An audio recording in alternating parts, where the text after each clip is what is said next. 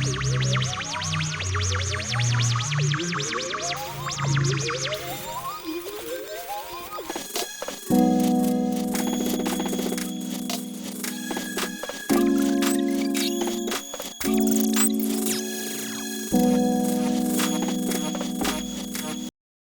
podcast, and we have a very special guest today over here, which is my mother.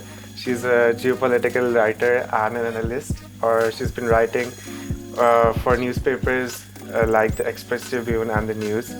And this is a very special day because usually हम लोगों के पास इतना time नहीं होता कि हम लोग घर पे बैठ के proper discussions कर सकें.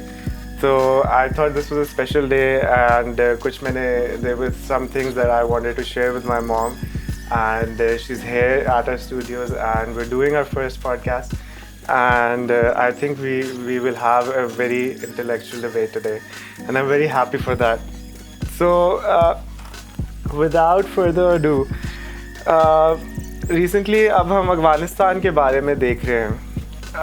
अफगानिस्तान में for the past 20 years जो कि गवर्नमेंट का अमेरिका के हालात रहे, रशिया के हालात रहे, America has been fighting a war, its longest war, और उनके पास कोई escape route नहीं है.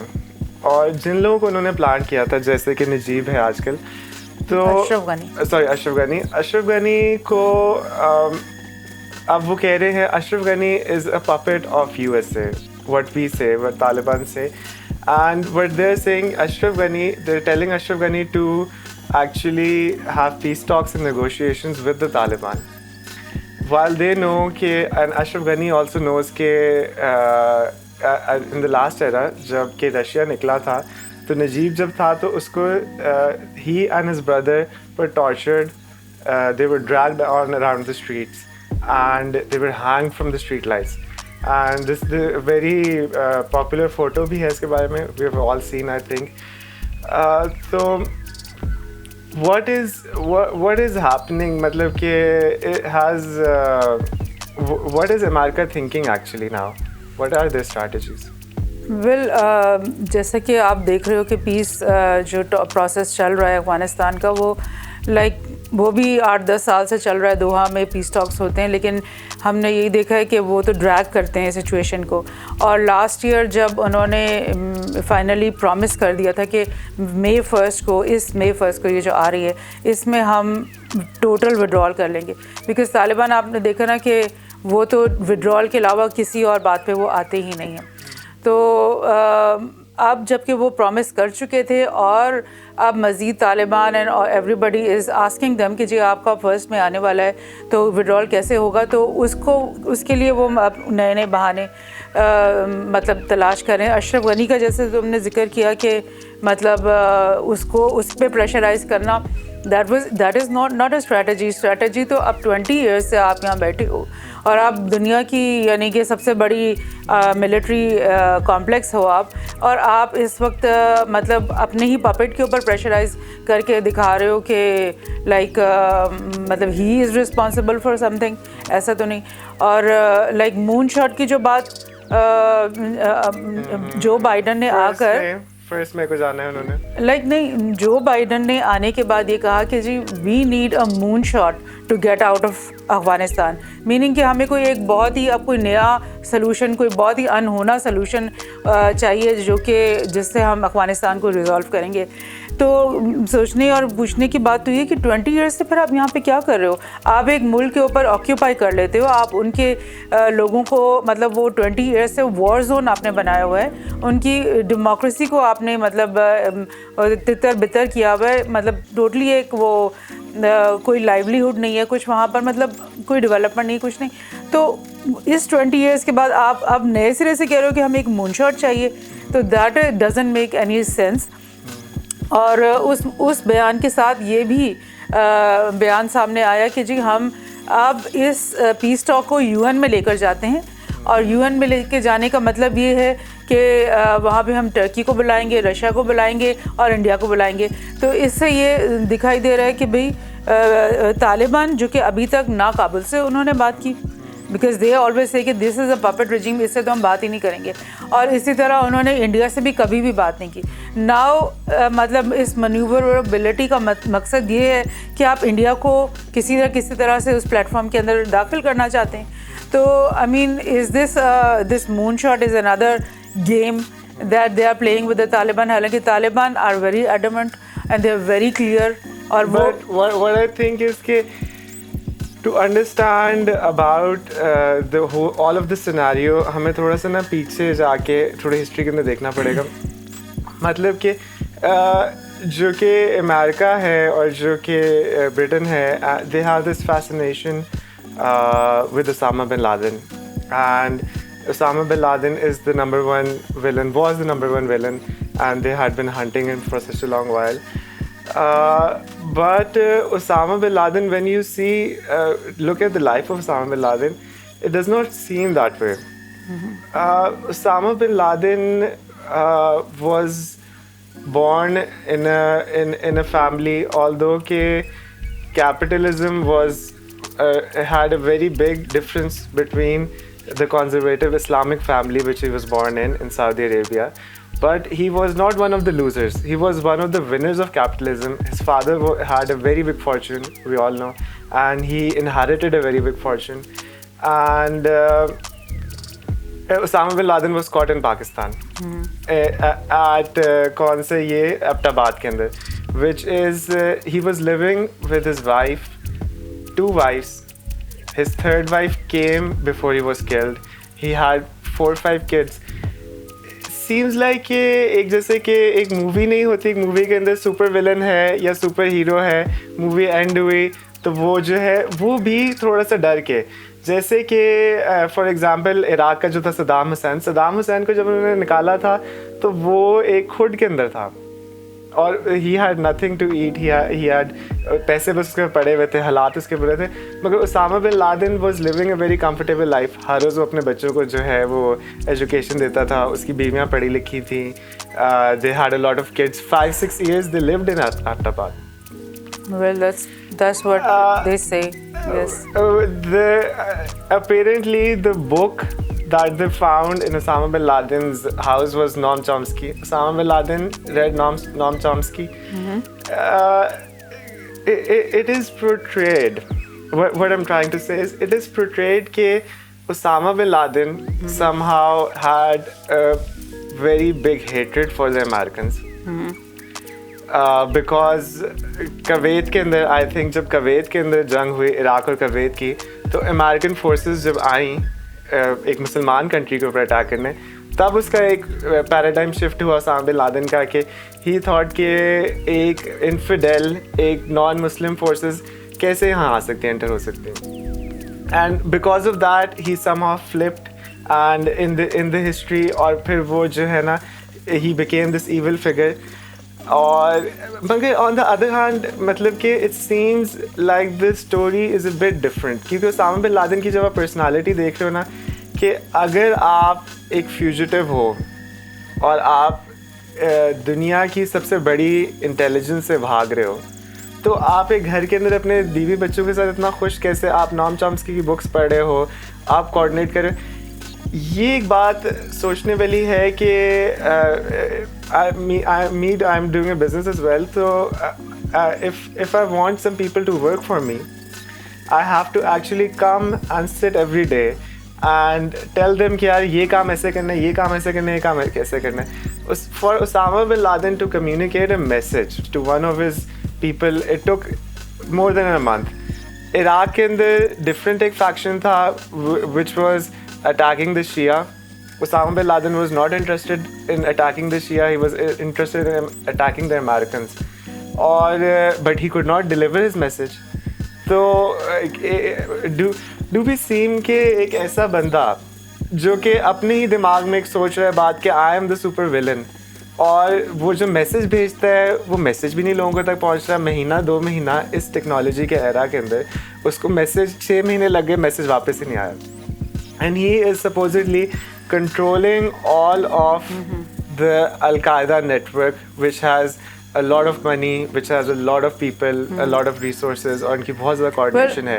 You know, I would like to start. Just my last thing, कि it seems like कि उसामा को बिठा के पाकिस्तान जो है अब्दाबाद के अंदर, America, Obama had a reason कि वो ड्रोन स्ट्राइक्स करता रहे. Countless people in Pakistan have died because of the drone strikes.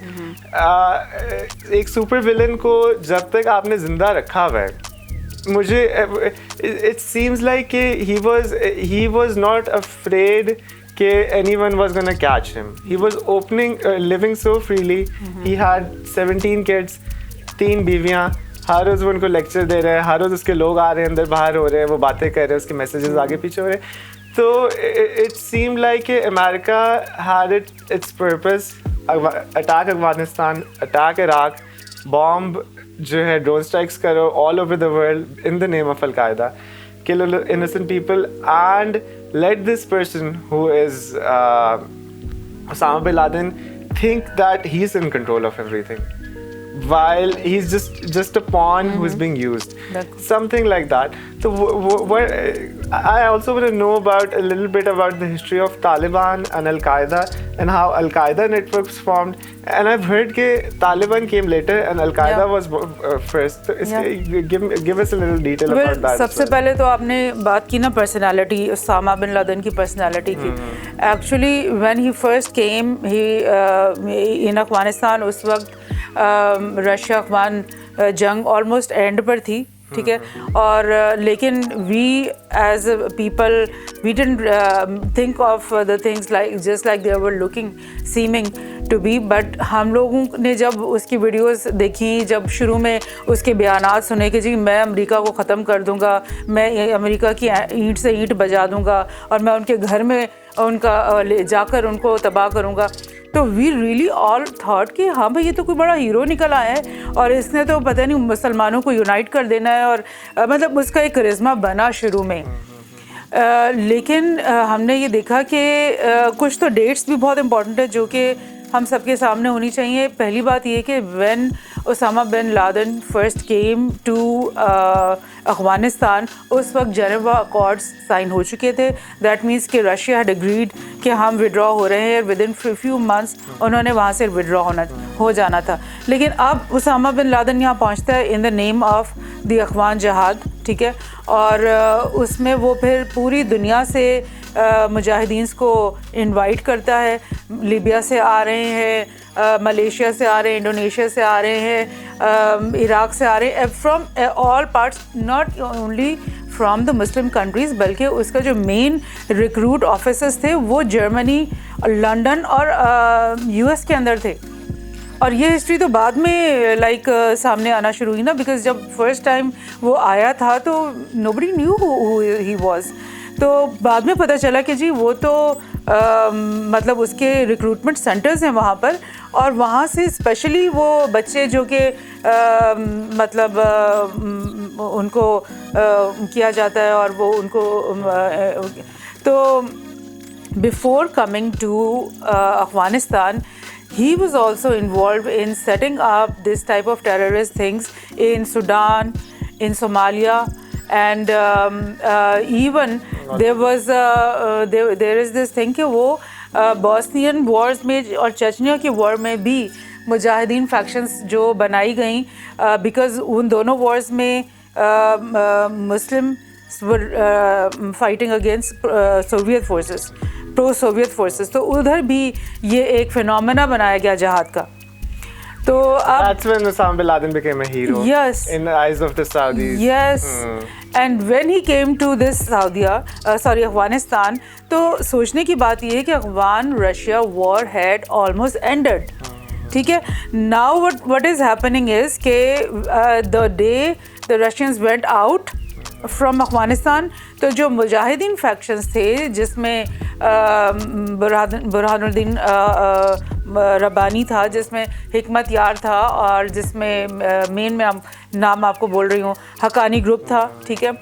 ये सब फैक्शंस और उसके अलावा भी फैक्शंस थे, इन्होंने आपस में इन फाइटिंग शुरू कर दी and Kabul was a zone of civil war हो रही थी उसके अंदर, ठीक है। अब अलकायदा उधर क्या कर रहा है, जबकि रशिया तो चला गया है और ये लोग आपस में लड़ रहे हैं and they were all fighting कि जी हम अब काबुल को कंट्रोल करेंगे। पाकिस्तान की का डिलेमा ये था कि वो 10-12 साल से इन मुजाहिदीन को टोटली मतलब एड कर रहा था, funding plus weapons, because America जो कुछ भी दे रहा था वो पाकिस्तान के थ्रू ही मतलब जा रहा था। तो Pakistan was really like baffled कि अब जब ये रशिया निकला है तो यहाँ पर कोई प्रो ईरान हो रहा है, कोई प्रो रशिया हो रहा है, कोई इवन प्रो इंडिया हो रहे हैं and there was nobody who was actually left pro Pakistan over there. And वो अब तालिबान की स्टोरी मैं आपको बताऊंगी, बट यहाँ पर देखने की बात है कि अलकायदा अब यहाँ पे क्या कर रहा है। Al Qaeda is just station there doing nothing about no involvement in that civil war. The Russia-Afghan war is over and now people from all over the world, from Uzbekistan, from मतलब Libya, Algeria, पूरा north उधर से वो सब लोग यहाँ पे आए हुए हैं। और बाद में हमें ये पता चला है कि विद नेम्स के लीबन जो थे 5-6 लोग, उनको वापस लंदन में असाइलम दिया गया, इंग्लैंड में असाइलम दिया गया and they were the people who form the LIFG which was the terrorist Al-Qaeda affiliated terrorist group that actually वो उसने जिसको लिबिया में गद्दाफी को जिन्होंने उतारा। इसी तरह से उन्हीं दिनों में सारी मुस्लिम वर्ल्ड में आप देख रहे हो कि अलकायदा एफिलिएटेड टेररिस्ट नेटवर्क्स बनना शुरू हो गए। फिलीपीन ले लो आप, इंडोनेशिया ले लो आप, मलेशिया ले लो, हर जगह अलकायदा। अब आप ऑन दी अदर हैंड मुझे ये स्टोरी सुना रहे हो कि वहाँ पर उसामा बिन लादेन वहाँ से भी भाग के एबटाबाद में आकर रिलैक्स कर रहा है। I mean, how can one person who has no wherewithal, no computers, no nothing, no communication, और इंटरेस्टिंग बात मैं आपको बताऊं कि उसामा बिन लादेन की वीडियोस जितनी भी रिलीज होती थी वो यूएस के अंदर एक छोटा सा मीडिया हाउस था जो कि वो वीडियोस को रिलीज़ करता था। तो मतलब दैट मीन्स कि उसामा का जितना भी फेम था, जितना भी एक्सपोजर था, वो वाया यूएस ही था। ये फैक्ट मैंने सुना है कि अल जज़ीरा को उसामा बिन लादेन की रेगुलर वीडियोस मिलती थी और FBI ने एक प्रॉपर इन्वेस्टिगेशन निकाली कि ये वीडियोस हर हफ्ते कैसे आ रही हैं उनके पास, what is the link. But I think Osama bin Laden said at that point कि if you are a pure jihadi तो and you don't risk मतलब make any stupid thing mistakes तो Allah will protect you or something like that. He had his own beliefs, but वो इतना काम और इतना collected एक इंसान तभी हो सकता है, इतना उसका लाइफस्टाइल तभी हो सकता है जब when he thinks कि उसको कोई मसला नहीं है, उसको कोई पकड़ने नहीं आ रहा। If that is a person on run, तो how can he deliver videos? How can he have a network? And अगर उसके घर पे लोग आ रहे हैं, वहाँ से USB ड्राइव के अंदर से वीडियो लेते हैं, they go to Al Jazeera in US or London wherever they have offices and regularly वो दे रहे हैं and there's a पूरा link. But 5 years, 10 years pass by, he's on the #1 top wanted list in America. They cannot find him. Well, actually, it seems like he's a planted agent. Yeah. और interesting बात कि when the US came in Afghanistan, they occupied and they overthrew the Taliban regime. उससे पहले आपको पता है Bush ने उनको यही वार्निंग दी थी कि तुम लोग अलकायदा को हार्बर कर रहे हो, तुम लोगों ने उसको पनाह दी हुई है, तो तुम उसामा बिन लादेन को हमारे हवाले करो, अदरवाइज हम अटैक करने वाले हैं। अब वो निगोशिएशन का वैसे तो बहुत छोटा सा ही पीरियड था, बट उस निगोशिएशन के पीरियड में जो इन लोगों का यूएस का निगोशिएटर था, उसने बाद में एक बुक लिखी थी, I am not remembering his name. उसने अपनी बुक में ये लिखा था कि in the end after these negotiations Taliban had said कि हम बिल्कुल आपके साथ निगोशिएट भी करते हैं और आपको उसामा बिन लादेन चाहिए, हम आपके हवाले करते हैं, हम उसे हाउस अरेस्ट किया हुआ हमने, और आप लोग आओ अपने स्ट्रिंगर्स के साथ और उसको उड़ा दो। मतलब exactly these words in that book, और they did not make a reply because उनकी इंटेंशन ही नहीं थी उसामा को पकड़ना, उनकी इंटेंशन थी अफगानिस्तान के ऊपर अटैक करना. And how Usama went from that cave in Afghanistan, from that house arrest, and और जबकि तालिबान को वो उड़ा चुके थे और अब वो आ गए हैं, now he has escape to Abbottabad. What is the story? तो मतलब maybe I would sound like a conspiracy theorist, but facts really don't match in his story. Plus another fact is कि अगर एक simple हम बात करें कि language barrier भी था. This guy Osama bin Laden was a Saudi. He was a Arabic speaking person. And the areas that he was fighting in, Afghanistan, Pakistan, these northern areas, these were Pashtun speaking people. Yeah. तो actually एक जो media ने हमारे जहन में एक बार pump किया कि अलकायदा जो है उसामा बिन लादेन, अलकायदा, तो Usama bin Laden is not even a Pashtun. He is not even a Afghani. He is another guy who has been painted. It's all a picture that has been painted in our heads. I really do think so.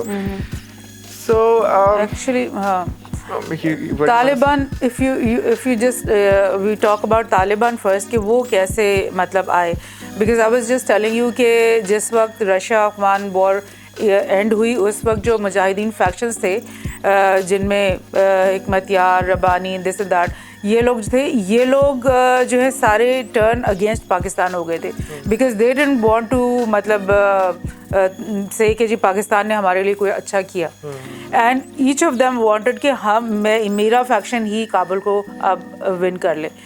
तो when this was going on, civil war went on for 1 or 2 years, something like that. तो उसमें Pakistan decided कि हम लोग जो है ना, तालिबान एक नई उभरती हुई एक पश्तून बेल्ट में, साउदर्न बेल्ट में ये लोग थे जो कि they wanted to take part in the जहाद. तो पाकिस्तान डिसाइडेड कि हम इनको बैक करते हैं, इनकी हेल्प करते हैं और उनकी मदद से, and they really became so strong in 1 or 2 years कि इन्होंने सारी फैक्शंस को का सफाया कर दिया और एंड दे मतलब कॉट काबुल को उन्होंने मतलब कब्ज़ा कर लिया. और उसकी के बाद ये नजीब वाला किस्सा हुआ जो आप बोल रहे थे कि उसको पकड़ा, यूएन के ऑफिस से निकाला, and they did all that. In 1996, Najib was under the custody of the Iranian-backed faction, and when Taliban invaded, they told Najib कि यार तुम यहाँ से निकल जाओ, मगर because of his pride, he couldn't escape. और they took him out of the US consulate, tortured him, killed his brother. Yes, but when you say this thing, no, so it gives a picture that Taliban were a very brutal force and they came and they started killing. That's not the whole picture, because Najib himself and Babur Karmal before him, these were the both people who had been the puppets of the Russian invasion. ना Russia invasion कर चुका था और इन दोनों को front पे उन्होंने PM और प्रेसिडेंट बनाया हुआ था, and they were actually mass murderers. They actually killed and tortured and imprisoned all dissident people in Afghanistan because of the reason कि जो रशिया जब रूल उसका शुरू हुआ, और उससे पहले भी, बिकॉज रशियन इन्फ्लुएंस तो अफगानिस्तान पे बहुत पहले से भी आ रहा था, ग्रेट गेम की से ये गेम चल रही थी. तो दे ऑलवेज वांटेड कि ये अफगानिस्तान के अंदर ना एक कम्युनिस्ट माहौल पैदा हो. उसकी एक और रीज़न थी, बिकॉज रशिया ने पूरी सेंट्रल एशियन बेल्ट के ऊपर कब्ज़ा किया हुआ था, like Kazakhstan, Turkmen, all of these Muslim states were part of the USSR, and इनकी बॉर्डर के ऊपर एक ऐसा कंट्री जो सुन्नी मुस्लिम और जहाँ पर एक इस्लामी एमिरेट ऑफ इस्लाम बन जाए, that was not a good idea for the Russians. वो नहीं चाहते थे कि यहाँ पर हो, फिर यहाँ से ये इन्फ्लुएंस हमारे स्टेट्स में आए और उनको भी वो स्टार्ट हो जाए. तो व्हाट दे वांटेड कि यहाँ पर एक प्रो कम्युनिस्ट और एक बड़ा लिबरल किस्म का माहौल और इस तरह की चीज़ बने. लेकिन होता ये था कि कारमल ने भी कोशिश की, नजीब भी पूरी कोशिश करता रहा, लेकिन the Ikhwan tribals they were always agitated with this thing, because वो कहते थे कि जी अपने लड़कियों को जो है स्कूल्स में भेजो और उनको बुरके उनके उतरवा दो और अपनी दाढ़ियाँ काट लो, मतलब इस किस्म की बातें जो कि उनको बहुत ज़्यादा कल्चरली और रिलीजियस एंड कल्चरल दोनों तरीके से उनको हिट करती थी। तो ट्राइबल्स वर ऑलरेडी अगेंस्ट, ये मुजाहिदीन फैक्शंस ऐसे ही नहीं बनी, ये वही ट्राइबल लोग थे जो कि रशियंस को बर्दाश्त नहीं कर रहे थे। बिकॉज अगर आप ग्रेट गेम से हिस्ट्री देखो ना इनकी, तो अफगानीज हैव नेवर मतलब बर्दाश्त नहीं उन्होंने कभी किया कि उनके ऊपर कोई फॉरेन ऑक्यूपेशन हो। जब ग्रेट गेम की मैं आपको बात जब करती हूँ, तो British tried to invade Afghanistan 3 times in their 3 Anglo-Afghan wars, but what happened? Each time they totally destroyed those armies and they didn't let them stay there, and they won the whole 3 times. One time they only left one guy, Dr. Biden who yes. went back. Yeah. It's very good to know about these facts, but एक और जो fact I wanted to highlight is कि if we were talking about Osama bin Laden, what I think Al-Qaeda and Osama bin Laden has single-handedly ruined the reputation of all the Muslims. Islamophobia started from Osama bin Laden. Yeah.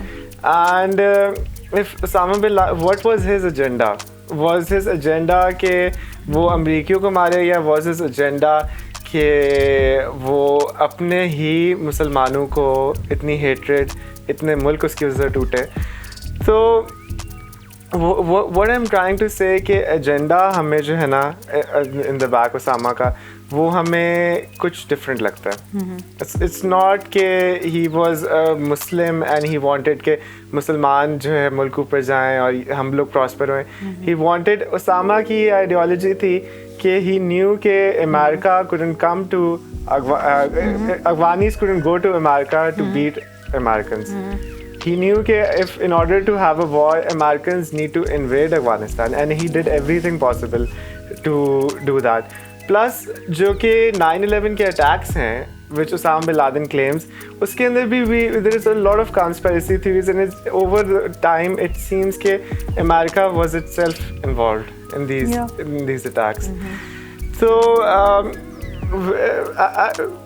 changing the topic a bit, what is people say that Pakistan has ulterior motive in Afghanistan. और अफगानिस्तान और पाकिस्तान के कुछ ना कुछ चीज़ें related हैं. We are neighbours, and of course अगर अफगानिस्तान में कोई आर्मी बैठी हुई है अमेरिका या रशिया टाइप, तो वी हैव एग्जिस्टेंशियल थ्रेट कि the next in line are Pakistanis. And जो कि ज़िया का एक बहुत इंपॉर्टेंट रोल है इसके अंदर, who is an army dictator, who was an army dictator in Pakistan. Musharraf का है, who was a army general in Pakistan. तो give us a little bit of detail. I want to discuss कि ज़िया के टाइम से और मुशर्रफ के टाइम से what are the details about this Pakistan's relationship. You're talking about the geopolitics of this Afghan war and how Pakistan is involved, because Pakistan का जो involvement है वो सिर्फ पाकिस्तान टू अफगानिस्तान नहीं है, इट्स एक्चुअल रीजनल थिंग, और in other words you can also say it's a geopolitical thing, because इस के अंदर रशिया भी इन्वॉल्व हो जाता है, इसमें अमेरिका भी इन्वॉल्व हो जाता है. तो ये एक छोटी सी गेम नहीं है जो अफगानिस्तान में चल रही है. नाउ पाकिस्तान के लिए, पाकिस्तान के ऊपर ये इल्ज़ाम लगाया जाता है कि पाकिस्तान अपनी एक स्ट्रेटिजिक डेप्थ बनाने की उसकी ख्वाहिश होती है अफगानिस्तान के अंदर. लेकिन the right word that you just used was कि Pakistan is always facing an existential threat. और ये थ्रेट आज का नहीं है, पुराना है, जिसको हम वार्म वाटर्स थ्योरी कहते हैं. कि कैथरीन जो थी 1700s में, जो रशियन क्वीन थी, उसने सबसे पहले ये कहा था कि I want to get to the warm waters of the Arabian Sea, and the way to get there was, there were only 2 ways, या तो पर्शिया से होकर आते या फिर अफगानिस्तान से होकर आते. तो when Russia came there and afterwards the US has come here, तो Pakistan is always alarmed, and rightfully so I think, कि Afghanistan it cannot be the end goal. ठीक है, if for a superpower to come to invade Afghanistan, only Afghanistan would not be the end game. अब बहुत सारे लोग कहते हैं कि जी ये हमारी सोच है और हमारी थिंकिंग है और मतलब बेबुनियाद है, लेकिन द थिंग इज़ के we are threatened not only by whoever invades Afghanistan, we are also at the same time threatened by India. And what happens is कि इंडिया के साथ कश्मीर में भी हमारा 70 ईयर्स से पुराना इशू चल रहा है, उसमें हमने उनके साथ 2-3 जंगें भी लड़ चुके हैं. अब हम फील करते हैं कि हमारा वेस्टर्न बॉर्डर्स जो है वो सेफ़ नहीं है, किसी भी वक्त कुछ हो सकता है. कश्मीर में हमारा ब्रदर जो पॉपुलेशन है उसके ऊपर अट्रॉसिटीज़ हो रहे हैं, वो फ्रीडम फाइटिंग कर रहे हैं, वो अपनी आज़ादी की जंग लड़ रहे हैं 70 साल से. वहाँ पे एक बहुत टेंस माहौल है, ठीक है. और कश्मीर का as a whole issue unresolved है, बिकॉज कश्मीर सिर्फ वो नहीं है, गिलगित बल्तिस्तान भी कश्मीर है, आज़ाद कश्मीर भी कश्मीर है. तो इट्स एन अनरिजॉल्व इशू. अभी ये रिजॉल्व नहीं हुआ. हम ये नहीं कह सकते कि हमारे एंड पे रिजॉल्व है जी, हम आराम से बैठ जाते हैं, ऐसा नहीं, बिकॉज ये एक ही इशू है. तो व्हाट हैपन्स इज कि जब रशिया केम इन अफगानिस्तान, उस वक्त India was a pro Soviet country, वो सोशलिस्ट कैंप में था. एंड व्हाट हैपन, उस वक्त भी इंडियन जो एलिमेंट्स थे वो रशिया के अंदर आ चुके थे, and they wanted their own influence with the help of under the umbrella of the Russians. They were there and you know what they were doing, they were helping the Baloch separatists, ठीक है.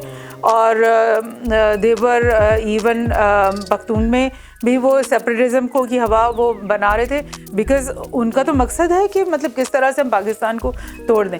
अच्छा, अब क्या हुआ कि Russia हार गया और एग्जैक्टली 1989 में दे विड्रॉड एंड ऑल दैट. 91 में नरसिम्हा राव ने कहा कि हम लोग कैपिटलिस्ट कैंप में आ रहे हैं.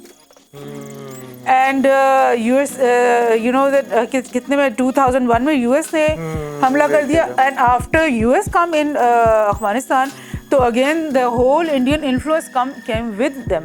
और वहाँ पर आपको पता है 18 से ज़्यादा काउंसलेट्स अफगान पाक बॉर्डर के ऊपर बनाई हुई उन्होंने, जिसके बारे में हमारे फॉरेन ऑफिस ने कई दफ़ा बात की है, हमारे जो है कि भाई यहाँ पर हम इनसे अनड्यू जो मतलब बर्दाश्त कर रहे हैं इन लोगों का यहाँ पे वजूद जो है, ये पाकिस्तान के अंदर टेररिज्म टीटीपी को एड करने में ये लोग हमेशा इन्होंने काम किया है. एंड इंडिया वांटेड कि जितने भी वो डेवलपमेंट प्रोजेक्ट्स हैं उनमें उसको पार्ट मिले, जितने भी वहाँ पे एक्सट्रैक्शन प्रोजेक्ट्स हैं, कोल बहुत ज़्यादा है वहाँ पे, बहुत सारे मिनरल्स हैं अफगानिस्तान. तो $9.5 trillion of minerals. तो now you can you picture that thing कि India is covering Pakistan from the west, from the northwest, and now also from this east north, ऊपर से भी आ रहा है. एंड उस वक्त आपको ये भी पता होगा कि इंडिया और ईरान की भी दोस्ती चल रही थी, बिकॉज ईरान ने उनको बोला कि चाबहार पोर्ट बना लो, और वो चाबहार पोर्ट लिंक होना था पूरा ऊपर से हेरात के साथ. तो मतलब तीनों तरफ से हम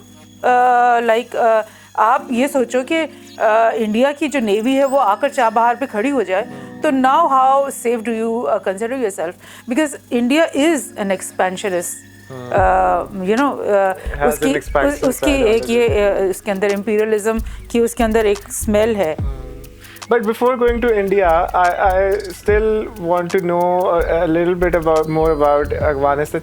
What I think is कि जो Zia was a key factor in Pakistan has had a lot of aid from the US exactly.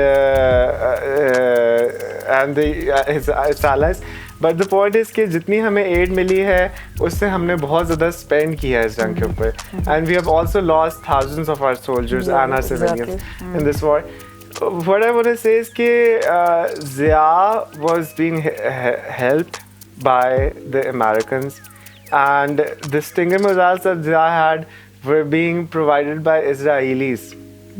to Zia, and Zia said कि अगर ये पता चल जाए कि इजराइलियों ने स्टिंगर मिसाइल दिए हैं हमें, तो it would be a very devastating factor कि मुसलमानों को यहूदी हेल्प कर रहे हैं. Jews are helping the Muslims.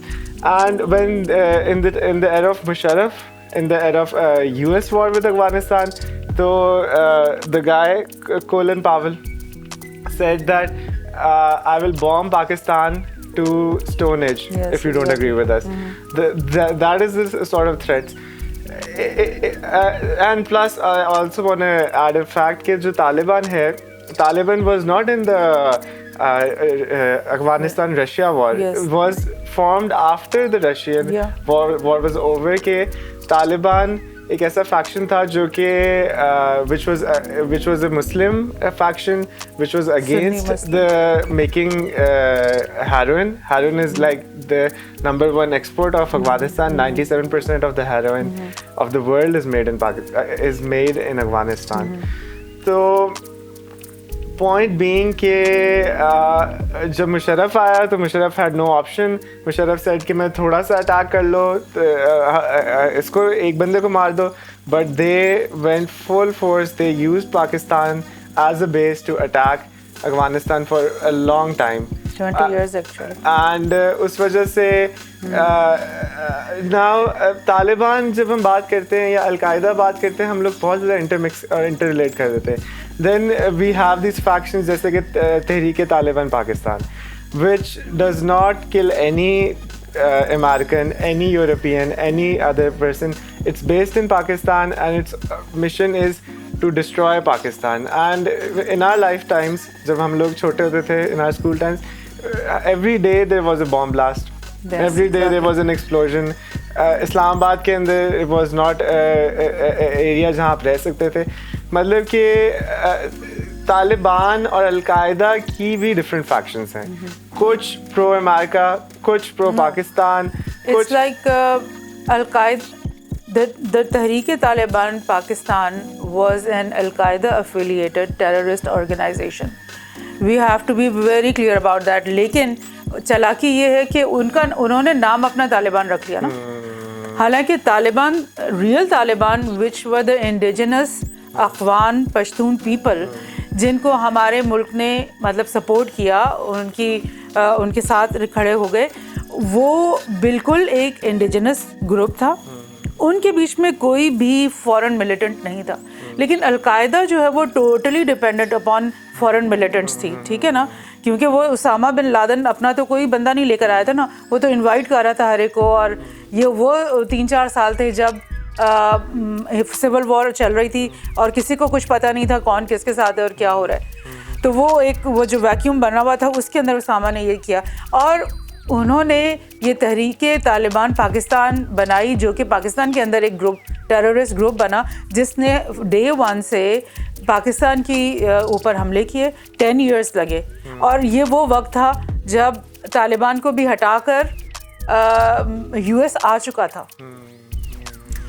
US ने डिक्लेयर किया कि उसामा बिन लादेन, अलकायदा और तालिबान ये चारों एक्सट्रीमिस्ट हैं और इन चारों ये हमारे दुश्मन हैं ये तीनों. और उन्होंने, जिनको हम कहते हैं जी अलकायदा, और हम कहते हैं कि भाई CIA और रॉ उनके साथ मिली हुई थी, उन लोगों ने TTP बनवाई, उसकी हेल्प की और उसको ट्रेन किया व्हाटएवर. और उसमें फ़ॉरेन जहाज़ आते थे, कुछ पाकिस्तानीज भी थे डेफिनेटली. वो जब ट्रेनिंग कैंप आप बना लेते हो तो डिसिडेंट्स आपको मिल ही जाते हैं, अनएम्प्लॉयड यूथ मिल ही जाती है जिसको आप ट्रेन करना शुरू कर देते हो और आप उसको यूज़ करना शुरू कर देते हो. Maybe they don't even know what they are actually doing. तो वो सारा काम हुआ. वो TTP is totally different from Taliban. Taliban has always disowned the TTP and TTP have never been a part of the Afghan freedom war. ठीक है, ये एक एंटिटी थी जो यहाँ पर थ्राइव कर रही थी. मगर ये the question is कि कौन जो है वो किसको सपोर्ट कर रहा था. मतलब कि वो तहरीक Taliban Pakistan being supported by foreign agents like the US, India, Iran. It's such a complex and complicated network of people and no one really knows who is commanding who. Where are the funds coming from? Well, when you make a place a war zone, right? तो फिर वहाँ पे vacuums बन जाते हैं जहाँ पर आप अपनी नोफोरियस But I want to come to my real question is that talking about do we feel as Pakistanis that we have betrayed Afghanistan? मतलब कि we have certain interest with Afghanistan. We say कि पाकिस्तान की जो location है दुनिया के अंदर वो जियो स्ट्रेटजी और जो लोकेशन है उसकी बहुत ज़्यादा इम्पोर्टेंस है और अफ़गानिस्तान को अगर देखा जाए तो अफ़गानिस्तान की बहुत ज़्यादा इम्पोर्टेंस है और बहुत ज़्यादा going back America to Russia to the Britain empire to all these wars that have been happening, people have been trying to take over this area which is Afghanistan. So there's another thing called the pipeline which has to go from Afghanistan through Pakistan to India, which can export a lot of minerals and resources and gas pipeline. And then there's this point कि Pakistan, whenever Afghanistan has a destabilizing era, तो पाकिस्तान भी बहुत ज़्यादा destabilise हो जाता है. We actually need a progressive neighbor जिसके हालात अच्छे हों, जिससे हम लोग we can do improve our economy, improve our trade. तो what is मतलब कि are the Pakistani and Afghanistani people like brothers, and are they going to live and die together? Yeah.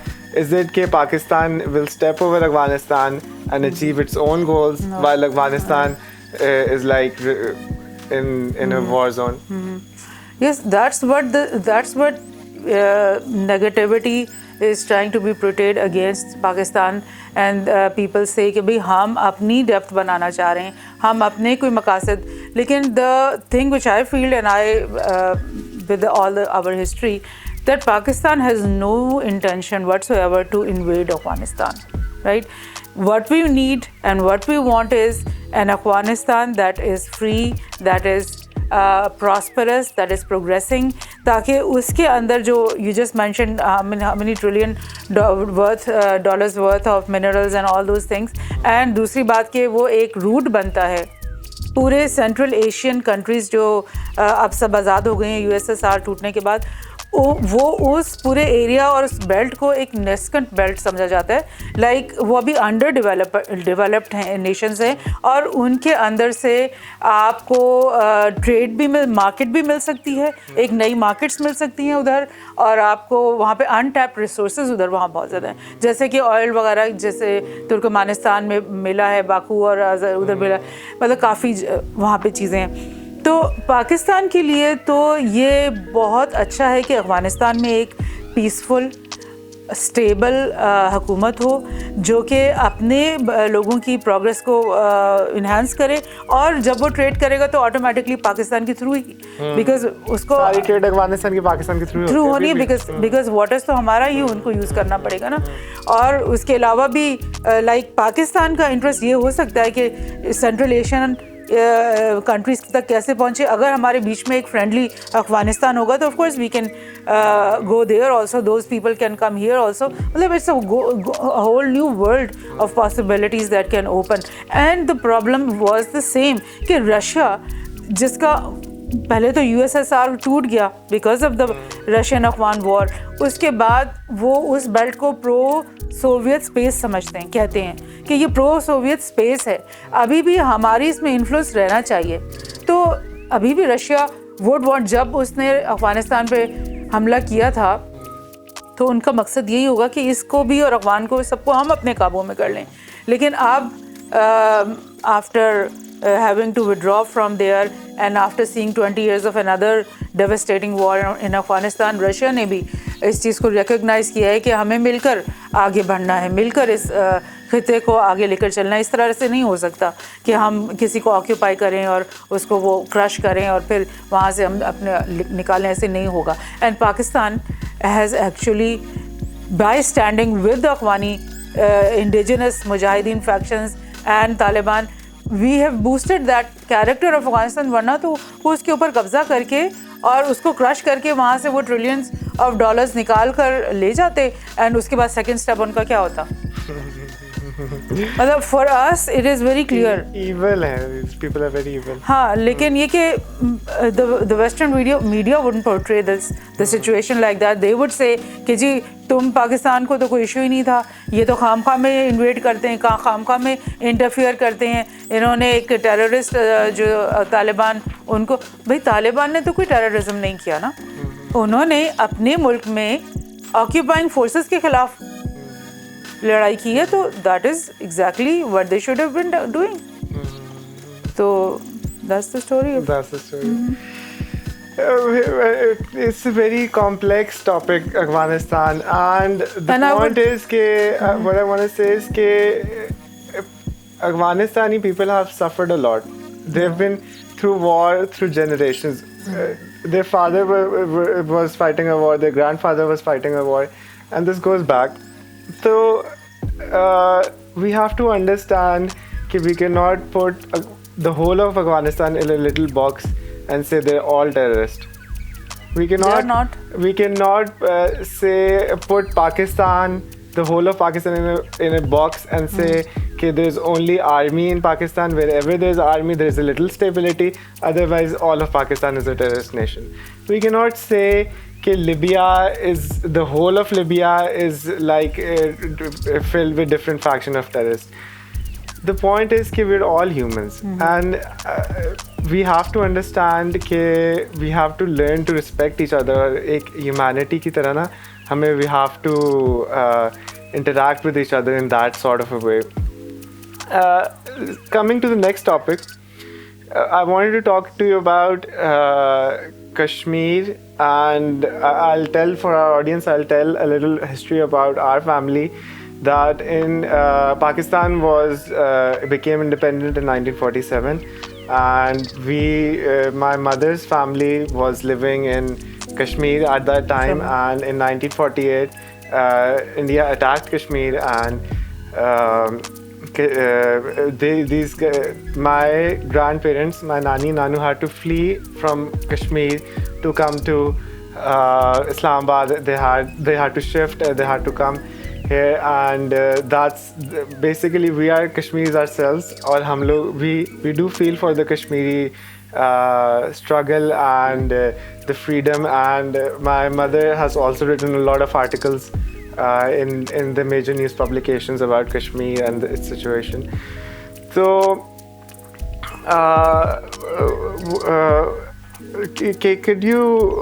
what would you want to say? Would you want to start with the wars? That there have been 4 wars that Pakistan has fought between Pakistan and India over Kashmir, or where do you want to start? Do you want to start with the terrorism and?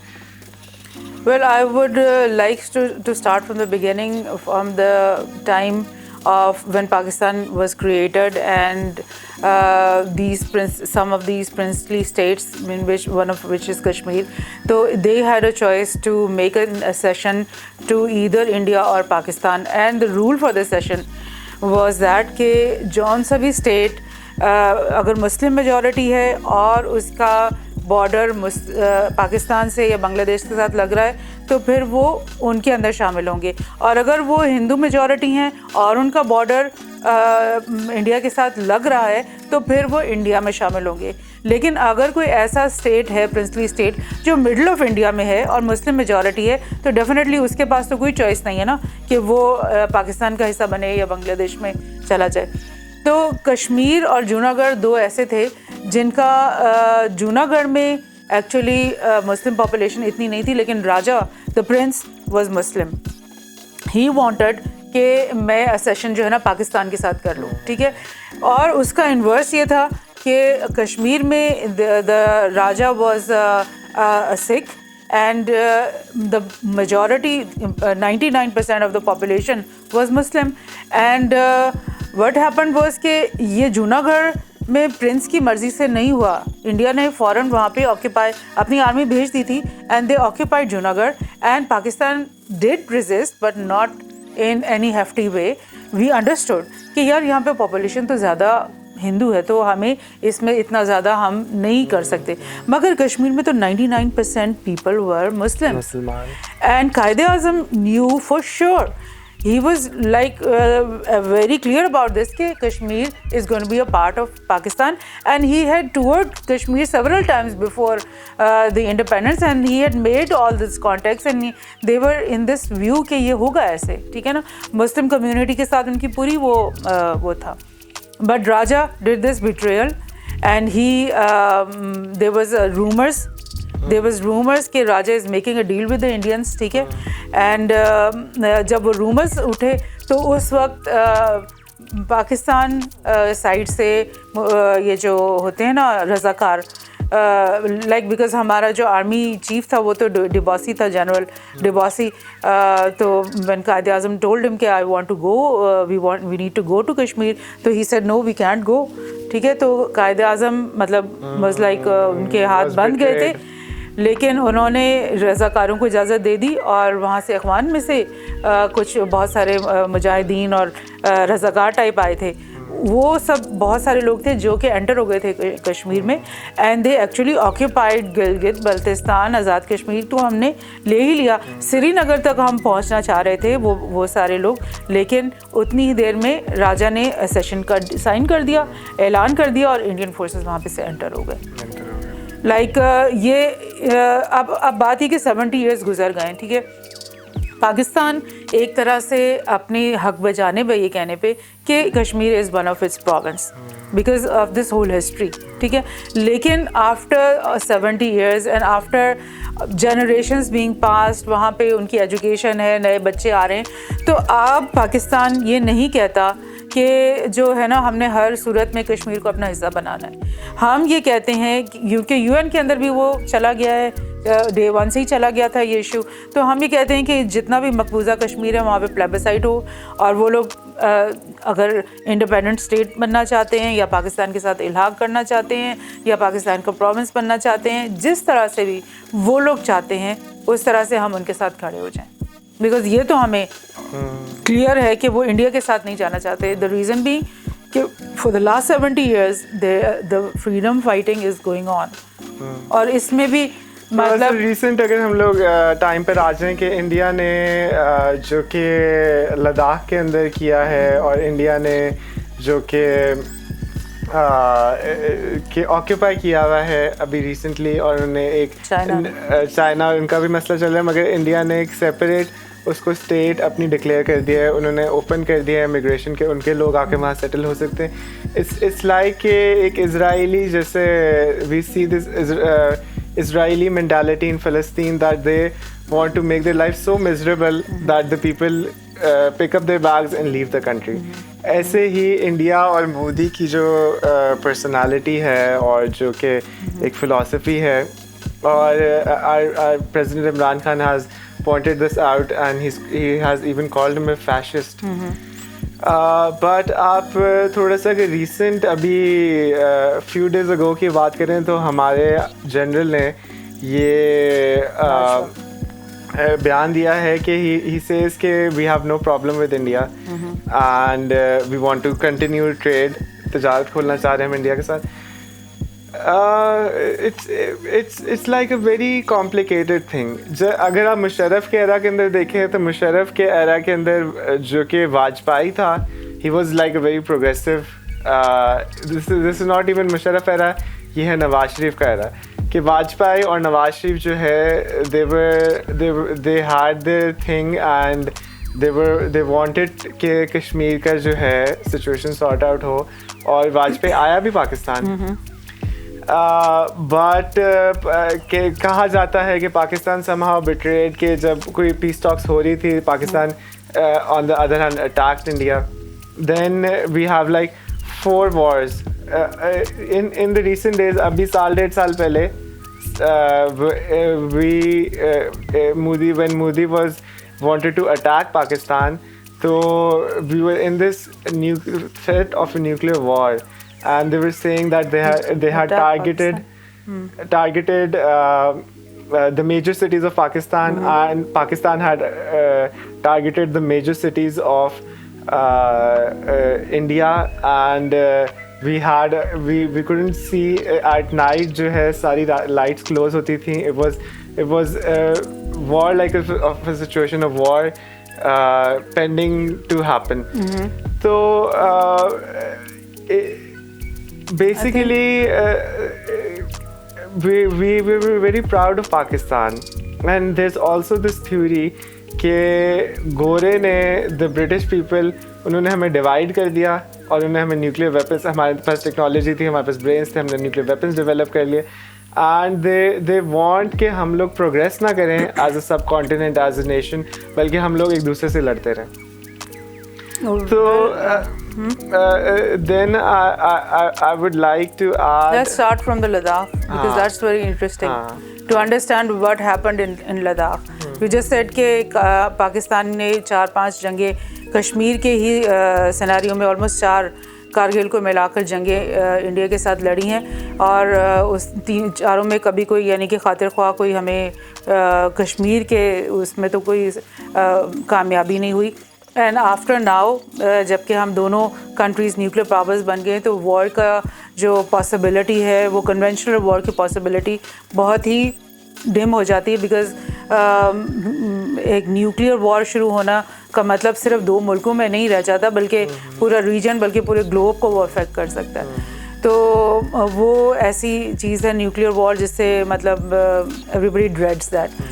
तो अब लद्दाख में कैसे हुआ उसकी थोड़ा सा background ये है कि मोदी जब फर्स्ट उसके इलेक्ट होकर आया था ना, तो उस वक्त से फर्स्ट टेन्योर जब उसका था, तो उसमें लद्दाख के अंदर क्योंकि लद्दाख जो है वो बहुत ही स्पार्सली पॉपुलेटेड है, जम्मू एंड कश्मीर वैली जो है वो बहुत ओवर पॉपुलेटेड हैवीली है, ये लद्दाख बहुत लेस पॉपुलेटेड है. तो यहाँ पर इंफ्रास्ट्रक्चर का जो बिल्डअप है ना और मिलिट्री का बिल्डअप मोदी के फर्स्ट टेन्योर से ही बहुत ज़्यादा तेज़ी से शुरू हो चुका था. और जब सेकंड टेन्योर आने लगा तो Modi had this election promise कि मैं आर्टिकल 370 को रिपील कर दूंगा, विच मींस के कश्मीर का जो स्पेशल स्टेटस है वो एक ऑटोनॉमी का स्टेटस है ना, बिकॉज कश्मीर ऑटोनॉमस है कि वो अपनी पॉलिटिकल पार्टीज़ बनाए, अपनी असेंबली बनाए, अपना सारा कुछ करे, तो वो ख़त्म कर दूंगा. ठीक है. और यही हुआ कि जैसे ही वो इलेक्ट हुआ विद इन फ्यू डेज़ उसने आर्टिकल 370 को रिपील कर दिया, और विद इन मंथ्स और सो उन्होंने आर्टिकल 35A को भी रिपील कर दिया, जिसमें यह था कि कश्मीरी जो बाय बर्थ लोग हैं सिर्फ वही लैंड को बाय और सेल कर सकते हैं.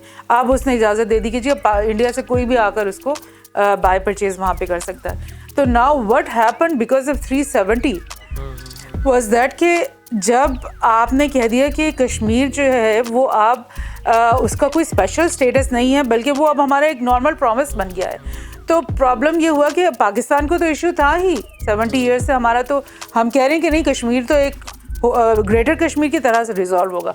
लेकिन प्रॉब्लम चाइना का भी था, बिकॉज चाइना भी क्लेम करता था लद्दाख की काफ़ी सारे लैंड को. अक्साई चिन एक प्रोविंस है जिसको इंडिया कहता है कि वो लद्दाख का हिस्सा है और चाइना के कब्जे में है, और चाइना कहता था कि अक्साई चिन का ये हिस्सा है लद्दाख, और ये इसमें बहुत ज़्यादा एरिया जो है ना वो हमारा है. तो when they did this unconsciously may be Modi was thinking कि वो सिर्फ पाकिस्तान को हर्ट कर रहा है, लेकिन एक्चुअली दे मतलब वो चाइना की दुम पे पैर रख दिया उन्होंने. और चाइना ने ये किया कि उन्होंने मतलब another thing happened, another very interesting thing happened that 4th of May था, जिस दिन इंडियन फॉरेन मिनिस्ट्री ने ये ऐलान किया कि जी Gilgit Baltistan and Azad Kashmir are a part of Kashmir, so therefore because Kashmir is ours, so Gilgit Baltistan and Azad Kashmir are also part of India. They claimed that. And that was 4th of May, and on the 5th of May China entered Ladakh. Now इससे आपको थोड़ा सा why I'm saying this, because इससे हमारी और China की foreign policy alliance का थोड़ा सा हमें एक वो मिलता है. और China entered it from 5 or 6 places in Ladakh, और दौलत बेग ऑल्डी जो कि सबसे टॉप पे है, वो इतना क्रूशल पॉइंट था कि वहाँ से चाइना को एंटर होता थी वो रास्ता, और साथ ही काराकोरम हाईवे था which is the main artery of the CPEC, हाँ. तो this is the background of this Ladakh intervention. And another thing that we should mention कि एक महीना तो उनके बीच में ये टसल चलती रही, स्क्रिमिशेस कह लो या कुछ भी कहो, और उसके बाद उनके बीच में डायलॉग शुरू हुआ. India insisted, kept on insisting कि डायलॉग करो और पीसफुल तरीके से आप यहाँ से वापस बाहर निकल जाओ. एंड चाइना केप्ट सेइंग कि ठीक है डायलॉग करो. उनकी हाई लेवल की मीटिंग्स बहुत सारी होती रही, लाइक वीकली होती रही. और लेकिन ये है कि इंडिया इज़ नाउ, उसका मीडिया तो कह रहा है कि हाँ जी रिजॉल्व हो गया, डी एस्केलेशन हो गई, दिस हो गया, वो हो गया, लेकिन China is still sitting in their. कुछ रिपोर्ट्स में यहाँ तक आगे कि 38,000 स्क्वायर किलोमीटर जो है वो चाइना के कब्ज़े में. कुछ रिपोर्ट्स में 1,000 स्क्वायर किलोमीटर्स, लाइक बिल्कुल क्लियर नहीं है ना, वहाँ पे मीडिया ब्लैकआउट टाइप जगह होती हैं ये. तो वटेवर जितना भी चाइना वहाँ पे एंटर हुआ, it is still there and it looks like that it wants that to be the new status quo. It doesn't want to go back, and if China is going to stay there, that thing is going to strengthen Pakistan, of course. That thing is going to strengthen the Kashmiris freedom fighting. ठीक है, उनको देखो जी, आप Russia कैसे भागा था, Russia कैसे टूटा था. जब रशिया अफगान वॉर हो रही थी, what happened was कि बहुत सारे सोल्जर्स, लाखों में वो थे जो कि मुस्लिम स्टेट्स की जो बेल्ट, मैं कह रही हूँ ना सेंट्रल एशियन बेल्ट, वहाँ के सोल्जर्स यहाँ पे आके लड़ रहे थे. ये लोग जब लड़ के 15-16 हज़ार तो मर गए ये वाले लोग, और 5 लाख से ऊपर वुंडेड और इंजर्ड लोग थे जो कि वापस उन सेंट्रल एशियन स्टेट्स के अंदर गए. एंड व्हाट हैपेंड, वहाँ पे डिसनेंस शुरू हो गया, बिकॉज उन्होंने सोचा कि यार ये रशिया के लिए लड़ाई हम कर रहे हैं, ज़ख्मी हम हो रहे हैं, और बन रहा है जी USSR बहुत बड़ा एम्पायर बन रहा है, तो हम क्यों, ये तो जीत ही नहीं सकते जंग, ये तो पावरफुल है ही नहीं, लड़के तो हम इनके लिए आ रहे हैं, हम क्यों इनके गुलाम बन के बैठे रहे. तो वहाँ पे वो मूवमेंट शुरू हो गई. मतलब ये अफगान जंग ख़त्म नहीं हुई थी और उनके अंदर सेंट्रल एशियन स्टेट्स के अंदर इंडिपेंडेंस मूवमेंट शुरू हो गई, मुतालबात शुरू हो गए कि जी हमें आज़ाद करो. तो दिस थिंग हैपन्स. आपका मॉरल, आपका मेंटल जो साइकोलॉजिकल फैक्टर्स हैं वो बहुत इंपॉर्टेंट होते हैं. अब कश्मीरी जो बच्चे हैं वो तो बगैर किसी सपोर्ट के भी इतना लड़ रहे हैं. तो what if this thing happens कि China has come and sit over there, तो व्हाट्स द इमेज कि भाई इंडिया कैन डू एनीथिंग.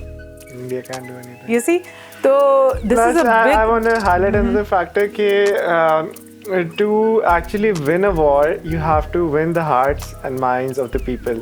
और जो कि इंडिया की पॉलिसी है वो बहुत ज़्यादा ऐसी है कि they wanna hurt the people of Kashmir. They wanna destroy their livelihoods. They wanna destroy their families. मतलब कि that is not how you can take over such a big population of people. Yes. And same is happening जो Myanmar के अंदर जो कि Rohingya के अंदर मुस्लिम से केस हुआ, तो काफ़ी मुसलमान वहाँ से निकल के कुछ बांग्लादेश आ गए, कुछ इंडिया आ गए. इंडिया वालों ने अपनी साइड पे जो आ रहे हैं लाखों के हिसाब से, इन द मिलियंस, एंड उन्होंने स्टेटस ही नहीं को दे रहे, ना रेफ्यूजी स्टेटस, ना कोई इंसानियत का स्टेटस. दिस जस्ट सेइंग कि ये these are like people who one of those Indian politicians said compared those Muslims to insects in the field, and how you use pesticides to remove the insect. तो ऐसी उसने बात की. And recent visit के now we all know Bangladesh, India helped Bangladesh gain independence from Pakistan, and we have nothing against Bangladesh. Bangladesh is our brother country and we're very happy, and we know about their own independence struggle. They had been fighting for their independence before the Muslims of this Pakistani region. And point is that when Modi went to India, there were so many protests. Although the government of Bangladesh is pro-India, but there were so many protests and so many people died, and all of Bangladesh was blocked. So it seems like Bangladesh जैसा भी मुल्क, अब they're not willing to support India. Afghanistan के अंदर जो piece deals हो रही थी, they were not supporting India. America said कि जो immediate neighbors हैं अफगानिस्तान के वो ही सिर्फ पीस टॉक्स में आ सकते हैं, और जब पीस टॉक्स एंड हो रही थी तो उन्होंने इंडिया को कहा कि आप लोग भी आ जाओ, एंड हो रहा है तो आप लोग भी डिस्कशन का पार्ट बन जाओ। तो इंडिया सेड कि हमें तो आपने पहले दिन से नहीं घास डाली, अब एंड पे आप मुझे हमें क्या घास डालें। तो something like India had a few plans and their agenda is not going according to what they think that the agenda is. And I wanted to relate this to my first thing that I was talking about, the general, our Major General saying that we want to open trade with India and we want कि India के साथ हमारी relationship normalize हो। तो I think there is this growing feeling कि India will destroy itself. RSS will destroy India within itself because there's so many freedom movements going on. Plus अभी हम लोगों ने recently देखा है जो कि farmer protest हो रही है, which has been the biggest protest in all of the history of humanity, which has been going on for the last, I don't know, 2-3 months, and Delhi has been covered by these farmers, and I'm sure you could tell कि there are multiple freedom or independence की movements going on in India, and they're very legitimate. And what the world is feeling and what Pakistan is feeling at this stage is that we don't need to intervene in India. India is, we don't need to step in and destroy India. India will destroy itself. So I mean from India being the number of one enemy of Pakistan, and India having like an army that is like 10 times bigger and having so many resources and so much land area, now Pakistan doesn't feel that much threatened by India, because we in the back of the heads we know that India, there's something going wrong with India. I know कि एक protest की वजह से मुल्क नहीं टूट सकता, मगर down the line, 2-3 years down the line, if these things continue, so this would only get worse. So coming to the next thing I would like to talk about is Did you want me to tell you something about India's scenario? Yes, we were talking about Like, the internal divisions. Insurgencies, a lot of insurgencies are all मतलब recorded, तो I think for 25-30 insurgencies हैं जो कि active हैं India के अंदर, लेकिन एक बहुत बड़ा नक्सलाइट बेल्ट है जिसको रेड कॉरिडोर कहते हैं, वो वेस्ट इंडियन कोस्ट से सारा इस तरफ से it covers almost 1/3 of India, और वहाँ पे ऐसी सिचुएशन है कि गवर्नमेंट ऑफ इंडिया का कोई रिट नहीं है उस एरिया में।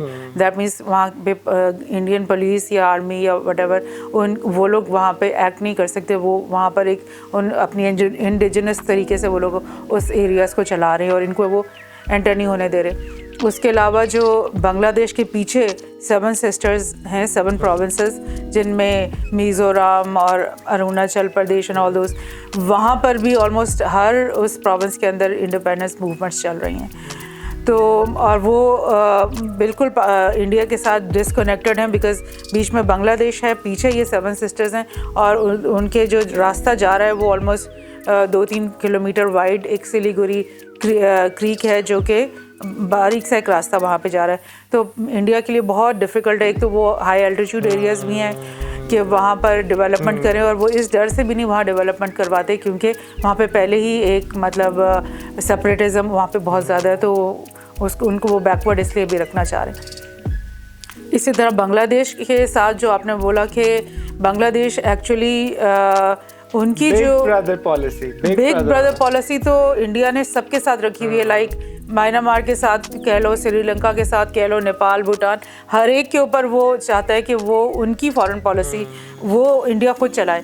लेकिन मैं बांग्लादेश की आपको थोड़ा सा ये what you were already saying कि the Bengalis are actually the 3rd biggest ethnic group of the world. सबसे बड़ी एथनिक ग्रुप हैंस हैं, सेकेंड है अरब्स, और 3rd बिगेस्ट एथनिक ग्रुप है बंगालीज। और इनकी अपनी एक जो हिस्ट्री है फॉर फ्रीडम फाइटिंग, वो आपको पता है कितनी पुरानी चल रही है, जब पार्टीशन ऑफ बंगाल हुआ था लॉन्ग टाइम बैक, और उसके बाद जब 1857 वो हुआ था वॉर ऑफ इंडिपेंडेंस जो हुई थी ब्रिटिश के खिलाफ, Mangal Pandey was from Bengal and उन्होंने बहुत, उसके बाद उससे पहले सराजुद्दौला का आप पढ़ते हो, और मतलब they stood for the independence, they did not allow, they were मतलब wars, they had wars with British to keep their sovereignties.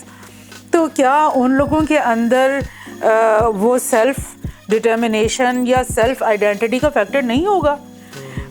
अभी आपने देखा कि Pakistan and Bangladesh were two brother Muslim countries, but Bengalis just on the basis कि जी हम ethnically different है, हमारी लैंग्वेज डिफरेंट है और हम इतने दूर हैं इनसे, तो वाई शुड दे लाइक मतलब रूल अस?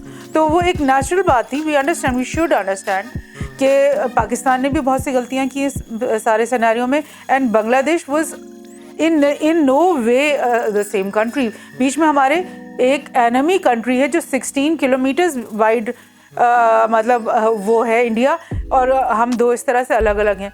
तो दुख की बात सिर्फ ये है कि हमारी एक नेचुरली बनता था कि हम दो मुल्क हैं, लेकिन हमने जंग करके और इस तरह से एक दूसरे को बिट्रे करके एक दूसरे के खिलाफ खड़े होकर हमने इस चीज़ को रिजॉल्व किया, और इंडिया को मौका मिला कि वो मुक्ति वाहिनी को ट्रेन करें, और उसको उसकी वजह से वो टोटली उधर ऊपर उनके अंदर आ गई, और उसका नतीजा ये हुआ कि because Najibur Rahman was pro India, because India was helping to form Mukti Bahini, उनको वेपनाइज करना, उनके थ्रू वो पाकिस्तान आर्मी को डिफीट करना.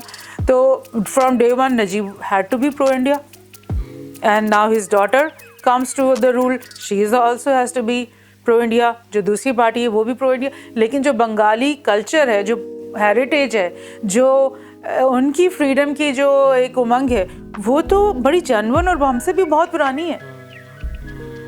तो how could those people be happy with this thing कि हमारे ऊपर इंडिया डिक्टेट कर रहे हैं? People would never. जब वो रोहिंग्या मुस्लिम्स के बारे में ऐसी बात कर रहे हैं, वो और मुस्लिम्स बंगाली मुस्लिम्स के बारे में, हाँ मतलब कि ऐसे वो कमेंट्स दे रहे हैं और उनको इंसान नहीं समझ रहे, उनको सिटीजनशिप नहीं दे रहे, उनको अपने मुल्क में एंटरटेन नहीं करे. तो of course, plus the how Modi talks about Muslims and how Modi thinks about Muslims. So how is it possible that a Muslim country could be on Modi's agenda? मतलब कि seems out of anyone's mind, and I don't know what Modi was thinking before going to Bangladesh. कि उसको कोई sort of honor मिलना था, यहाँ वहाँ कुछ मिलना था, उसको यही होना था, क्योंकि what he's saying is very destructive. I think this is a very interesting topic, and we could, of course, on another podcast, we could always discuss about in detail about the subcontinent and Bangladesh and all these places. But a very recent topic, और जो कि बड़ा एक interest का topic है, which I was looking on this past weekend, is about the Jordanian prince.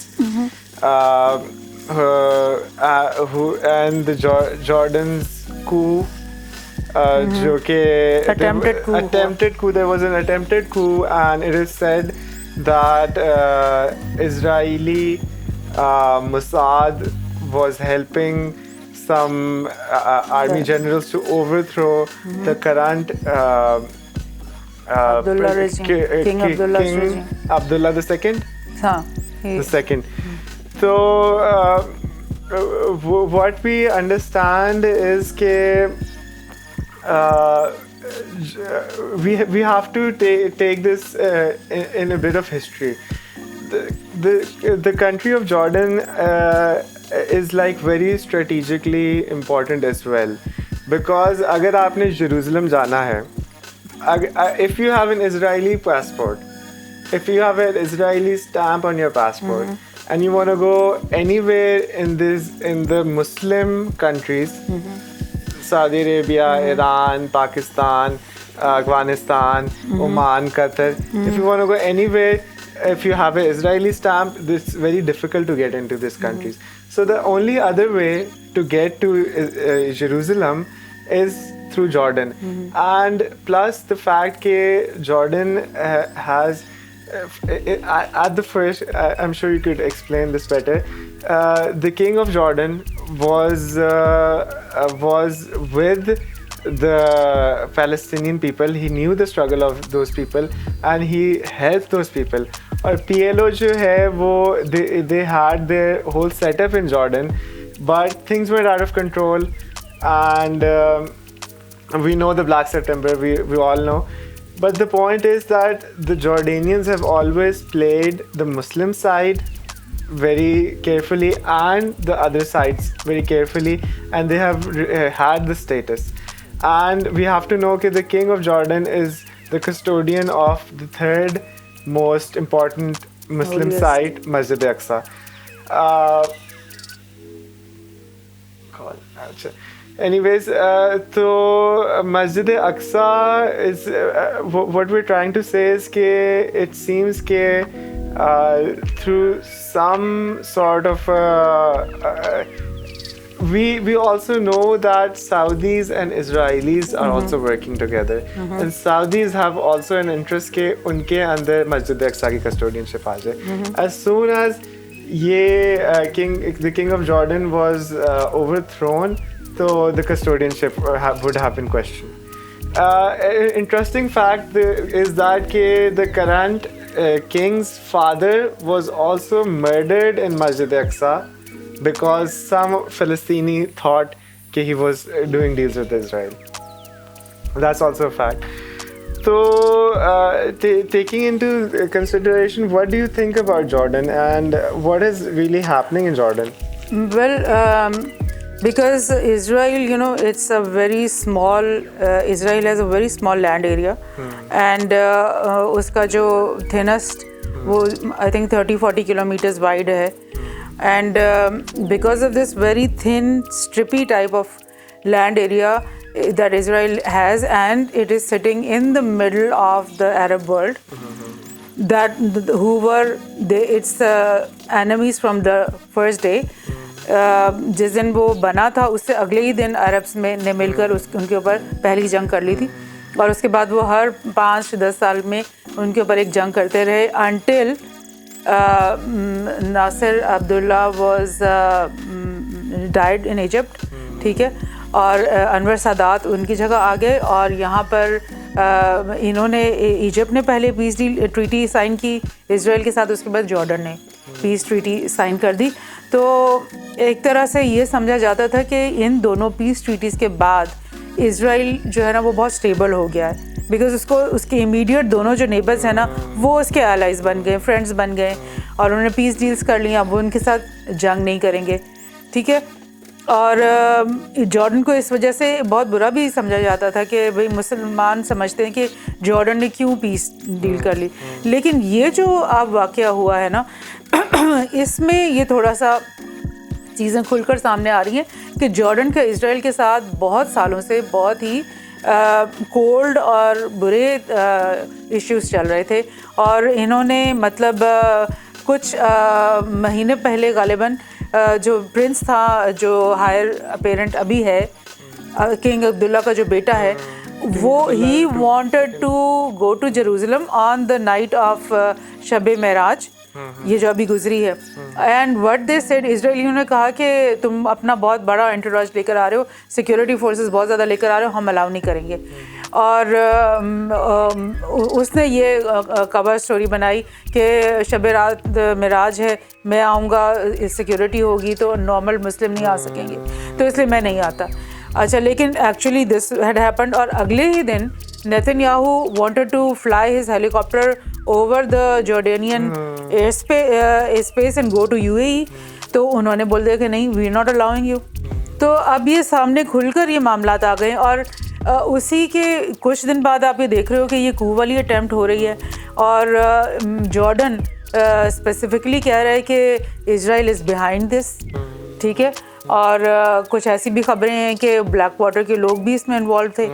तो ये चीज़ like Israel के लिए हमें मतलब ये एक चीज़ हमें दिख रही है कि ये बहुत ही मतलब एक तरफ से तो इजराइल कह रहा है कि जी मेरा बड़ा अच्छा सिनेरियो बन गया, यूएई भी फ्रेंड, कुवैत भी फ्रेंड, बहरीन भी फ्रेंड, इजिप्ट तो पहली फ्रेंड, तो जी मैं तो बड़ा अच्छा बन गया हूँ, सऊदीज़ तो है ही friends.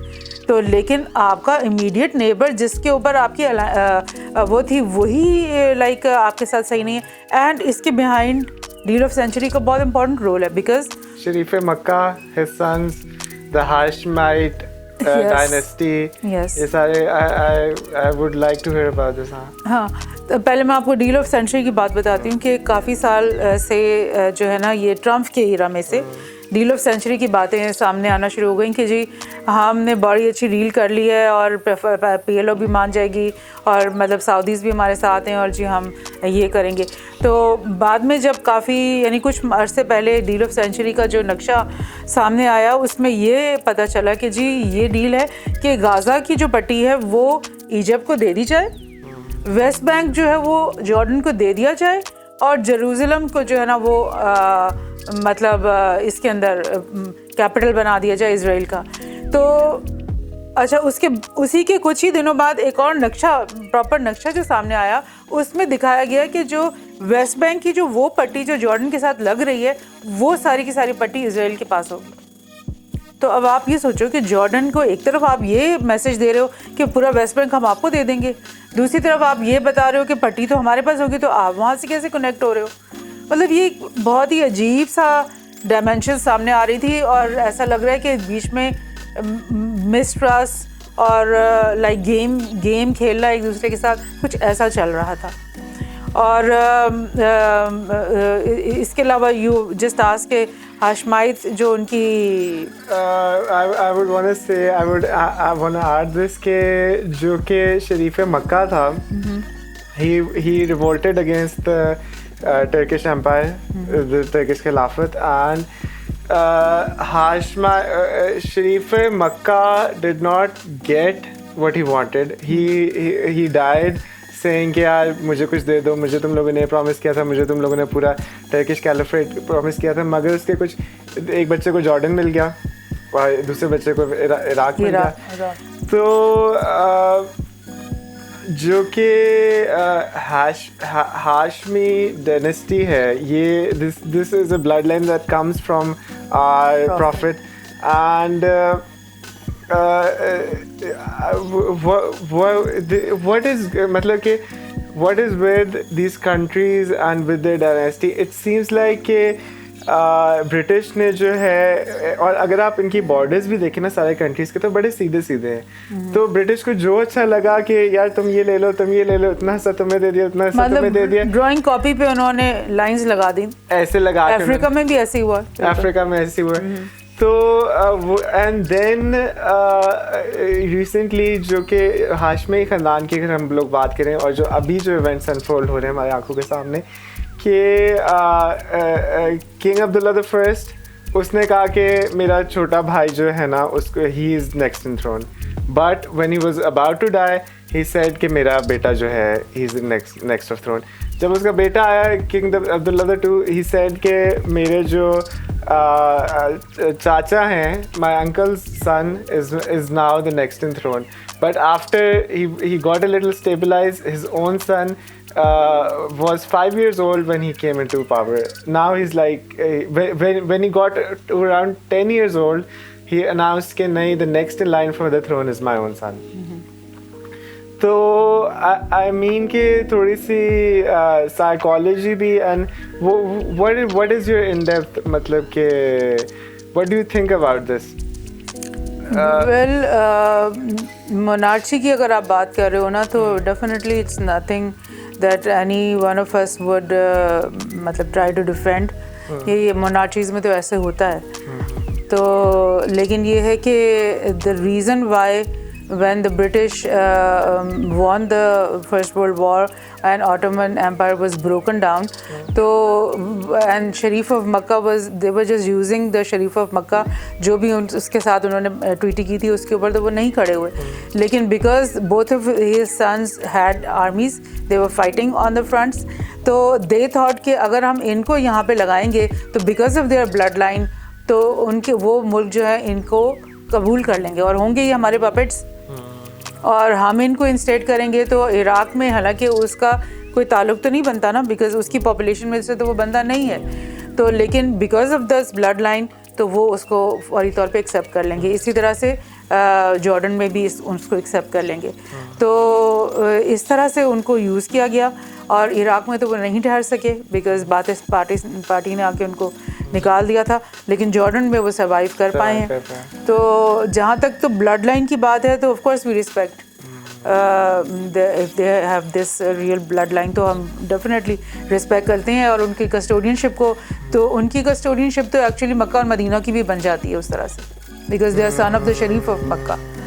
But the thing is कि अभी तो हम बात करें ना टुडे कि आज का सिनेरियो क्या है। But the Hashemites in Jordan are very different from the ruling party because those were Saudi kingdom जो इस वक्त है वो तो कोई भी ब्लड लाइन में से नहीं है ना, वो तो नहीं, they are the Saud family was from this Riyadh and this upper areas. They were not from Makkah and Medina. They were एक वो अलग फैमिली थी जो कि मक्का शरीफ और मक्का से पहले ही एम्बैटल्ड रहते थे। वो they were never happy with the rulership of Makkah and Medina. वो पहले से ही एक डिसिडेंट फैमिली थी जो कि हमेशा इनके साथ कुछ ना कुछ बैटल्स करते ही रहते थे। And Britain they used them कि तुम लोग हमारे साथ मिलकर ऑटोमन्स को हटाओ और तुम लोगों को एक अरब एम्पायर तुम लोग अपनी बना लेना बाद में, सिर्फ ऑटोमन्स को निकाल दो। टर्किश थे ना वो, ऑटोमन वर गोरा पीपल, दे वर टर्किश, और बाकी अरब वर्ल्ड सारी अरब थी एथनिकली। तो they were of this thing because हो ये रहा था कि बिकॉज हर सल्तनत जैसे भी होती है ना अपने अरूज के बाद जवाल पे तो आती है, वो जवाल के ऊपर थे। और बाकी जो यूरोप था वो साइंटिफिक रेवोल्यूशन और इंडस्ट्रियल रेवोल्यूशन की वजह से बहुत आगे जा रहा था। तो दे स्टार्टेड ब्लेमिंग कि जी ऑटोमन की वजह से हम जो है मुसीबत में पड़े हुए हैं, इनकी वजह से हमारी तरक्की नहीं हुई है, तो हम अलग होकर तो हम बड़ा अच्छे हो जाएंगे। लेकिन उन्होंने क्या किया, ये अब एक अलग कहानी शुरू हो जाएगी। big topic. But talking about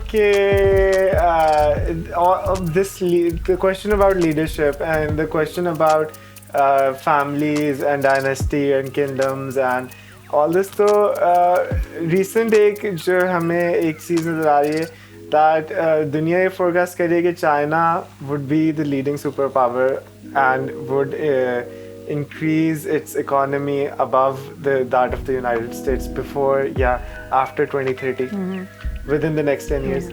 And it seems like the democratic system has had a lot of cracks in it, but they weren't apparent. और अब जाके 21st century में in the wake of social media, in the wake of all this technology, तो अब हमें जाके असल applications पता चल रही हैं डेमोक्रेसी का, what sort of a good thing it is or what sort of a evil thing it is. And on the other hand, the leading system that we have in our world is of China, which is sort of a capitalist system, but they also semi-capitalist, but they believe in their own socialist ideology, and they have this one party, which means that they can have a policy now, और which they can follow for अगले 10 साल के लिए वही वो policy follow करेंगे, अगले 20 साल के लिए भी, अगले 30 साल के लिए भी। they have their plan and one party is ruling, so they have their own single ideology. On the other hand, अगर आप अमेरिका को देखते हो तो अमेरिका में ऐसे लग रहा है कि जो बाइडेन आए तो कोई और पॉलिसी है, ओबामा आए तो कोई और पॉलिसी है, ट्रम्प आए तो बिल्कुल ही 100% डिग्री शिफ्ट हो जाएगी। तो and plus there is a big divide in the American population. आजकल जो divide है American population, that is the most divided it has been. And इससे पहले एक civil war हो सकती थी। So इससे पहले जो है इतने जब divided थे तो civil war हुई थी अमेरिका के अंदर, जब भी लिंकन वगैरह, जब अमेरिका का सारा situation। तो what we're trying to say is कि and plus अभी जो सबसे recent जो कैपिटल हिल के ऊपर अटैक हुआ है, which is the main Congress, उनके कैपिटल हिल पे जब अटैक हुआ है तो उनके कांग्रेस मैन जो हैं उनको उन्होंने पिन पॉइंट किया हुआ था, उनको अगर थोड़ा सा आगे पीछे होता तो उनको वो मार देते। उनके ऑफिसेस तक पहुंच गए थे मगर उनको मिले नहीं, वो उतनी देर में एस्केप कर चुके थे। तो पॉइंट सेइंग कि China is laughing upon the Americans कि look at your democracy, this could never have happened in China, look at our policies, मतलब कि look at how we're progressing, look at our technology, look at everything that we have. And what do you have? You have these big 5-10 companies, Amazon, Facebook, Google, which are supporting the American nation. And you have this big investment organizations like BlackRock, which is supporting the whole economy. One single organization has more budgets and more investment than the whole of economy. So, what do you think about the next coming era, and what do you think about democracy? Is democracy the way forward? Yeah. And Pakistan is also democratic. Yeah, most of the countries of the world espouse democracy as the right way of government, but the thing is that democracy as in itself एक कोई complete system नहीं है। कहने को तो अगर उसकी आप definition देखो तो बड़ी ideal है, बड़ी अच्छी है, मतलब for the people, with the people, by the people, but जब प्रैक्टिकली आप उसको करते हो, जब आप इलेक्टोरल सिस्टम को देखते हो, जब आप उसके लूप होल्स को देखते हो, इतने ज़्यादा हैं कि उसमें हमेशा नेगेटिव फैक्टर्स, नेगेटिव लोग हमेशा ऊपर आते हुए हमें हर मुल्क में दिखाई दिए।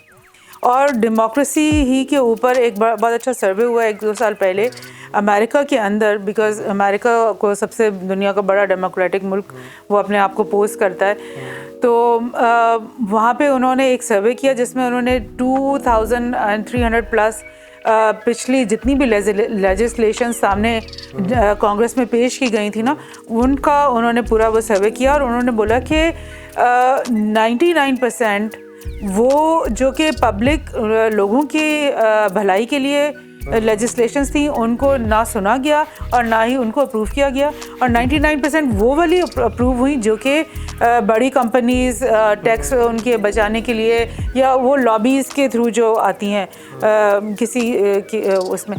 तो मतलब उस रिपोर्ट ने साबित किया कि people are totally fed up of democracy because people think the only time that they have the power of vote is on the election day.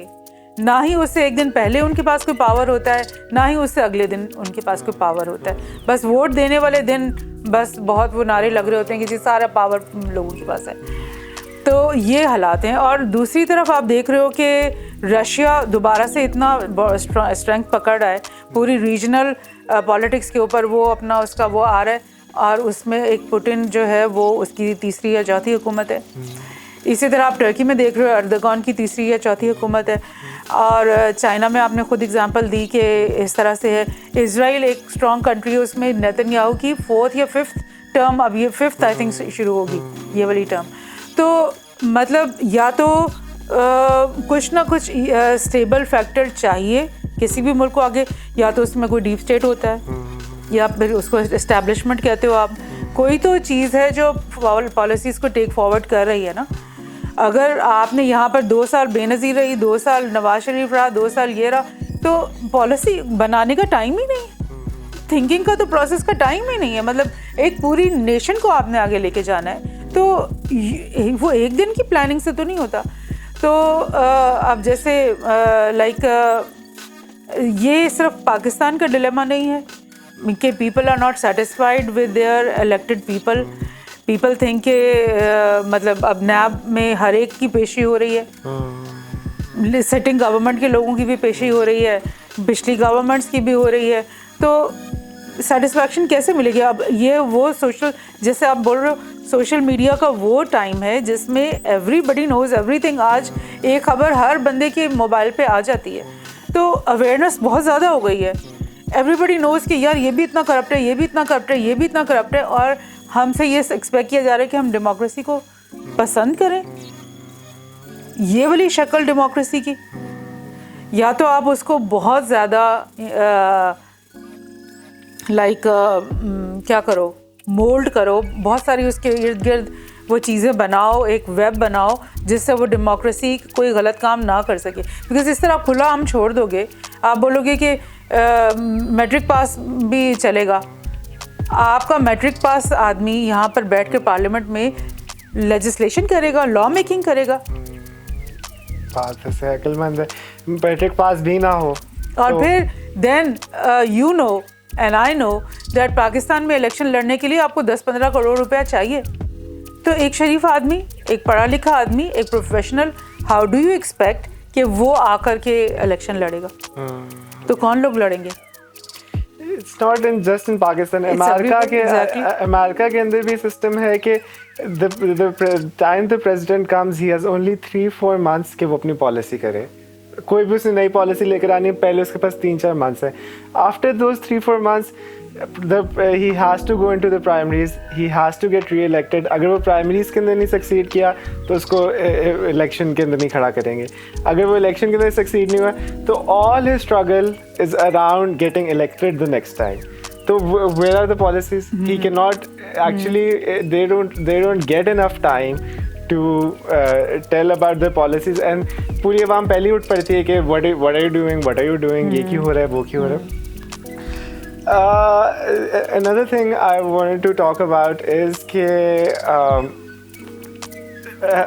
how do I think America is failing? One of the interesting facts is when they want to make peace in Syria, they don't want to involve America because उनको लगता है कि अगर America को involve करेंगे तो और जंग बढ़ेगी. Why not get Russia and China and let's sit together and make some peace? Why not get Turkey in the discussion as well and make peace?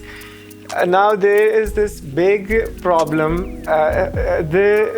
This is the imperialist ideology or जो Western ideology है ना, that is to keep specific countries fighting with each other. We all know about the Sunni Shia divide, and we all know about the Yemen war that has been going on. Now when Biden came, Biden said, आने से पहले, he said that he would end this war against Yemen in Saudi Arabia, and he would talk to the Saudi prince and the royal family ke we need to stop this war. But what actually has happened is that he has doubled down on the Yemeni people. When millions of them are starving, when there's a famine over there, he says कि ये जो terrorists हैं, these are the terrorist people, kill them in half the amount of time. So the point is that is what America is really about. That is what the face of America that we have seen. On the other hand, China has just made a deal in Iran for $400 billion, for which Iran will export its oil to China for the next 20 years. $400 billion is a very big deal. And before that, Iran was involved with India a bit, but India के साथ वो, क्योंकि India के अपने एक हैं motives और India के साथ Iran के motives नहीं involve हो रहे थे. Point saying is that Saudi Arabia and Iran एक proxy जंग लड़ रहे हैं यमन के अंदर. Now when China is already with the Saudis, ये तो हमें पता है बड़े से दोस्ती थी, and when now they are also friends with Iran, that means that they want to, and they have a very big power in ending the war in Yemen, in ending the conflict between Iran and Saudi Arabia. अगर Iran का conflict solve हो गया तो इन other words Pakistan का भी बहुत ज़्यादा conflict solve हो गया, क्योंकि अगर ईरान का चाबहार पोर्ट ऊपर आता है तो गवादर ऊपर नहीं आता. CPEC is like our next thing जो हमें पाकिस्तान को जिसकी ज़रूरत है बहुत ज़्यादा, जो हमारे इंफ्रास्ट्रक्चरल नीड्स को पूरा कर सकता है. तो पॉइंट इज़ कि China is now looking like a stabilising power between these countries, while when we thought that America was the big brother and America and European Union and all these European countries could fix our problems, they actually made it worse, and they kept it that way कि हम लोग जो है under power है. And now ये Russia and China and Turkey are coming in and they're shifting the power, and people, America still has the reserve currency. America still has the biggest power, army in the world. But people have a shift in their ideology that they cannot rely on America. Biden said कि मैंने Iran के साथ दोबारा nuclear deal करनी है. What did Iran say? कि तुमने मेरे साथ ओबामा के टाइम पर पहले भी न्यूक्लियर डील की थी, तब तुम फिर गए. I cannot trust you again. I cannot waste my time with you. That's what Iran replied. So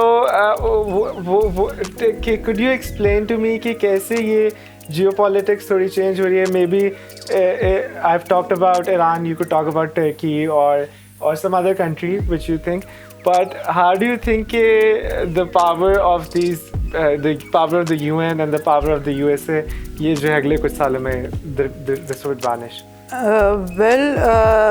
जो अमेरिकन और उसके जो एलाइज़ हैं, जिनमें सबसे बड़ा एलाई ब्रिटेन है और फ्रांस उनका एलाई है, इन लोगों ने ये पॉलिसी इवन दो कि वर्ल्ड वॉर 2 के बाद इंडिपेंडेंस मुल्कों को मिल गई थी, लेकिन इन्होंने अपनी जो इम्पीरियलिस्ट वो लस्ट है ना, जिसकी या इम्पीरियलिस्टिक माइंडसेट है, जिसमें वो समझते हैं कि we are the super powers और we are the big powers, और फिर वो समझते हैं कि we can devour upon the small countries. हम इनके ऊपर जाकर इनके ऊपर इम्पोज करके अपनी मर्ज़ी, क्योंकि हम सोल सुपर पावर हैं, हम इतना वो हैं, तो हम यूनिलैटरल, जिसको कहते हैं ना, यूनिलैटरली आप आकर अपनी मर्ज़ी इम्प्लीमेंट कर सकते हो एक जगह पर. आप उसको बोलोगे कि फ्री मार्केट कैपिटलिज्म का ज़माना है, तुम लोग अपनी मार्केट्स खोलो, हमारी कंपनीज़ को आने दो, हमें टैक्स फ्री हमें काम करने दो, और अपना तुम लोग रॉ प्रोडक्ट बनाओ, हम बनाएंगे वो वाले प्रोडक्ट. तो ये वाला जो माइंडसेट है ना, sadly you can say for the US and their allies, कि वो इस माइंडसेट से निकल नहीं पाए. अभी तक वो निकल नहीं पाए, अभी तक वो इस रियलिटी को नहीं समझ में पाए कि चाइना ने एक दूसरा मॉडल दुनिया में सेट कर दिया है. चाइना जब अफ्रीका में आता है तो सबसे पहले वो उनके लिए स्कूल्स, हॉस्पिटल्स और ब्रिजेस बनाता है. वो ऐसी चीज़ें बनाते हैं जिसको उसने लेकर वापस नहीं जाना. फिर वो उससे उनके साथ ये डील्स करता है. इस तरह से वो जो भी पाकिस्तान के साथ जो उसने किया है सीपैक का, जो बेल्ट एंड रोड का फ्लैगशिप प्रोजेक्ट कहलाया जाता है, उसमें there are multiple power plants in the whole network. उसमें बहुत सारे इंडस्ट्रियल हब्स बनेंगे, उसमें बहुत सारे वो पावर प्लांट्स बनेंगे, कोल के भी, हाइड्रल के भी, और मतलब एक पूरे मुल्क में, पूरे केपीके और बलूचिस्तान के अंदर एक मोटरवेज का नेटवर्क बन रहा है बहुत तेज़ी से. तो मतलब we can see over here कि what China is giving us are things that are going to be ours. वो सड़क तो उठाकर चाइना वापस नहीं लेकर जाएगा ना. तो हमें ये फील होता है कि हमारे साथ प्रोपेगेंडा तो बहुत हुआ है कि जी चाइना अब टेक ओवर कर रहा है, ये नई ईस्ट इंडिया कंपनी बनकर आ रहा है, लेकिन चाइना इक्वल लेवल पर बात करता है. जाहिर है वो इतना इन्वेस्ट करेगा, दे वांट सम रिटर्न्स, ऐसी बात नहीं है, but we are going to grow together. इसी तरह बेल्ट एंड रोड रशिया में भी चल रहा है, पूरे यूरोप के तक जा रहा है, मतलब उसकी बहुत हर जगह वो फैला रहा है, अफ्रीका में फैला रहा है. तो पीपल थिंक ये एक नया मॉडल उनके सामने आ गया कि यार इस तरह भी काम हो सकता है. तो why then go for European investments. वो जो FDI लेकर आते हैं तो वो तो कहते हैं कि मार्केट खोलो पहले अपनी. अब इंडिया में यही तो हुआ है. इंडिया में एग्जैक्टली ये हुआ है कि फार्मर्स जो रिवॉल्ट हो रहा है, प्रोटेस्ट जो इतना लंबा, उसके पीछे यही है बिकॉज इन्होंने ये कैपिटलिस्ट कैंप में आए हुए हैं 91 से, और ये जो है बड़ी मुश्किल से खोलते हैं, लेकिन ये जब भी अपनी मार्केट को खोलते हैं इनके लिए तो इनको नुकसान होता है. फार्मर्स को उन्होंने ये बोला कि अब से जो है ना, तुम लोगों को अपनी उसकी फ़िक्र नहीं होगी पैसों की ना, वो हम पहले से तय कर देंगे. बड़े बड़े फर्म्स आएंगी, वो पहले से तुम लोगों के साथ ना वो पैसे तय कर लेंगे और तुम्हारा माल उठा लेंगे. Which is actually good thing for you guys, और वो कह रहे हैं कि what are you saying, this is not a good thing for us. मतलब फ्रीडम खत्म हो गया ना आपका. आपका पहले से ही आपको वो बड़ी बड़ी कंपनीज आएंगी, कॉर्पोरेट्स, और वो आपके यही तो करती हैं, कैपिटलिज्म यही तो करता है ना. तो this is what is happening कि फार्मर्स हालांकि इंडिया के लिटरेट तो नहीं है, लेकिन उनको भी समझ में आ रहा है कि यार हम ये लूट के लेके जाना चाह रहे हैं. तो फिर दुनिया में पूरे जो अब चाइना ने ये किया, एशियन डेवलपमेंट बैंक और एक और बनाया बैंक, 2-3 बैंक्स बनाए जिसके थ्रू अब सारे country to country belt and road की सारी इन्वेस्टमेंट्स होंगी और वो होगा। तो अब वो एक अल्टरनेट बास्केट भी बन रही है फाइनेंसिंग के लिए भी। तो people are every day feeling more and more कि हमें ज़रूरत ही नहीं उनकी। तो फाइनेंशियली भी I would like to add के इट सीम्स लाइक कि अमेरिका का जो कि रिज़र्व करेंसी है, डॉलर जो है वो दुनिया की रिज़र्व करेंसी है, एंड दैट इज़ बिकॉज के अमेरिका की जो है ना military power, America is controlling also the oil, मतलब कि all the big oil players have American army supporting their backs. Plus, America has this big military industrial complex around the world, which is used to enforce its own power. So, being that they have this dollar that is the reserve currency of the world, and ये एक बात what really troubles me is कि if the first time I was shocked about hearing that 35% of the dollars that have been printed in the last 5 years. This was when the first the Trump era, but the first stimulus check, and we saw ke first what? Stimulus check that right. That he gave. So we America is spending $27 trillion in 1 year on its economy. It has printed $7 trillion for bailing out coronavirus के जो funds हैं वो Trump कह रहा है कहते। Point is कि what if that money was given to some poor countries, like all of our debt is around $30 billion, $40 billion maximum. मतलब कि you could bail out whole of the world in that money. But the point is कि when you print money, आपकी पूरी आवाम बैठी हुई घर में और आप पैसे छापी जा रहे हो। पैसे जो आप छाप रहे हो वो आप छाप रहे हो जो कि प्रोडक्ट्स पहले से बने हुए हैं, कोई प्रोडक्ट नए बन नहीं रहे। तो एज सून एज जब वो प्रोडक्ट वो पैसे से ख़रीदना शुरू करेंगे प्रोडक्ट्स कम होते जाएंगे, तो एक टाइम पे इन्फ्लेशन होना शुरू हो जाएगी। Inflation is coming. Then he gave the second stimulus check, and then we heard that 60% of the money that is in circulation is coming from has been printed in the last year. We see that the prices of gold have been manipulated for the last 10 or 20 years. As soon as the pandemic hit, record prices gaye hain, and now the prices are falling back. Is it representing the market? No, it's not representing the market. It's their own games that they have been playing. When the first stimulus check was launched, Bitcoin was at $35,000. Bitcoin has seen $6,000 jump in 1 day. When the second stimulus check was there, we saw Bitcoin at $60,000. Bitcoin is a currency which cannot be manipulated by all of these corporations.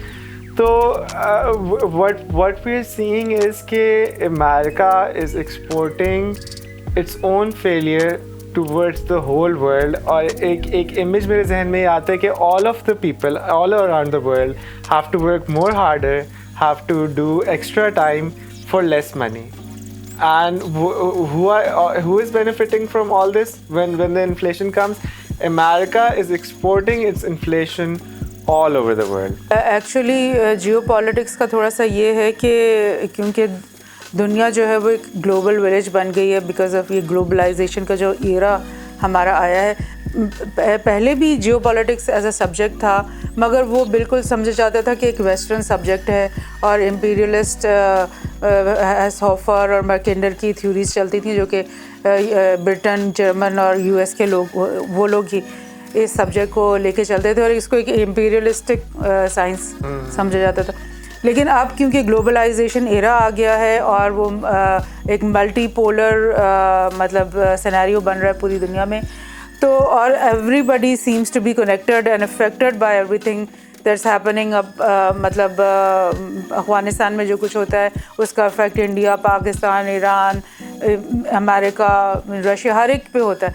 इसी तरह मतलब everything that's happening is affecting all of us. तो फिर geopolitics की जो एक ज़रूरत है या फिर एक होलसम पिक्चर समझने की ज़रूरत और वर्ल्ड पॉलिटिक्स को समझने की ज़रूरत एज अ होल, क्योंकि सिर्फ आप पाकिस्तान इंडिया रिलेशन नहीं अब पढ़ सकते। That doesn't make sense any more, because वो एक है ही नहीं। Because India is part of the quad, for example quad में ऑस्ट्रेलिया, जापान और अमेरिका है, तो उसको इकट्ठे हमें समझना पड़ेगा कि वो किस तरह से वो एक चीज़ चल रही है। तो इस तरह से आप कहते हो आजकल के वक्त में कि कोई फ्रेंड्स नहीं है, आपके सिर्फ इंटरेस्ट है, तो फिर एक मुल्क का इंटरेस्ट तो 50 मुल्कों के साथ चल रहा होता है ना, बिकॉज वो कहीं से वो कॉटन खरीद रहा है, कहीं से वो ऑयल खरीद रहा है, कहीं से वो सर्विसेज ले रहा है। तो अब के ज़माने में ग्लोबल पॉलिटिक्स को एज अ होलसम साइंस समझना पॉलिटिक्स के लिए और एक नेशनल पॉलिसी बनाने के लिए, रीफ्रेम करने के लिए बहुत ज़्यादा इम्पॉर्टेंट हो गया है। लेकिन अफसोस की बात है कि हमारे मुल्क में एज अ सब्जेक्ट इसको इतनी आप को नॉर्मली यूनिवर्सिटीज़ में एज अ सब्जेक्ट नहीं मिल रहा।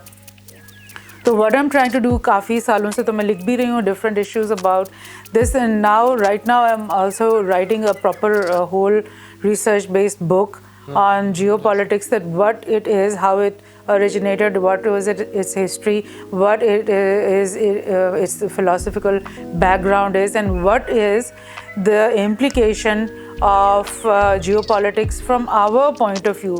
Like, how do we see the world? Because geopolitics is actually how you see the world. It's in your mind, the perspective.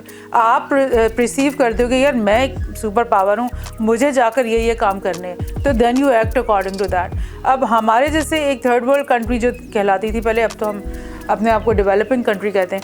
तो हम लोग अपनी आइडेंटिटी को जब तक असेस नहीं करेंगे, जब तक हम अपनी ग्लोबल पोजीशन को असेस नहीं करेंगे, हम अपने अंदर वो अवेयरनेस नहीं लाएंगे, अपनी वो आइडेंटिटी बिल्ड नहीं करेंगे, and unless we start looking at the world from our point of view and saying this is the right thing to do, not that is wrong, this is right for us.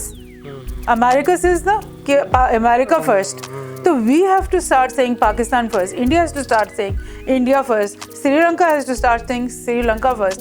तो फिर आप हर एक country अपनी potential को समझे, अपनी real position को समझे और उसके मुताबिक अपने लोगों की प्रोग्रेस को साथ लेके चलते हुए, तो आप अपने मुल्क को कभी प्रोग्रेस नहीं करवा सकते, अपनी आवाम की प्रोग्रेस ग्रास रूट लेवल से नहीं कर सकते unless you are that strong perception वाला मुल्क जो अपनी रोल को समझता है।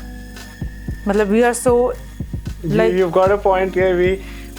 हमें डिसाइफर ही नहीं कर पा रहे कि पाकिस्तान के लिए क्या अच्छा है। We need to all sit together, make this a syllabus, make जो है geopolitics को we have to think about it, and we need to really think कि पाकिस्तान के लिए क्या चीज़ बेहतर है। Maybe a few people in the power know, but all of the people have to know कि यार पाकिस्तान के लिए क्या सबसे बेहतर चीज़ है और how do we need to progress. So anyways, it was a great discussion today. It was a very good discussion today, and our cameras are about to go out of their battery time and space. And I would love to have you again. It has been such a good time talking to you, and I wish we had more time. And I think we could discuss a lot of topics, thousands of topics, and I wish कि आप दोबारा भी आती रहे यहाँ office में और doing this podcast again and again. Thank you so much. Thank you for having me. Thank you. Allah Hafiz. Allah Hafiz. बड़ी मुश्किल था यार, मेरा पैस हो गया।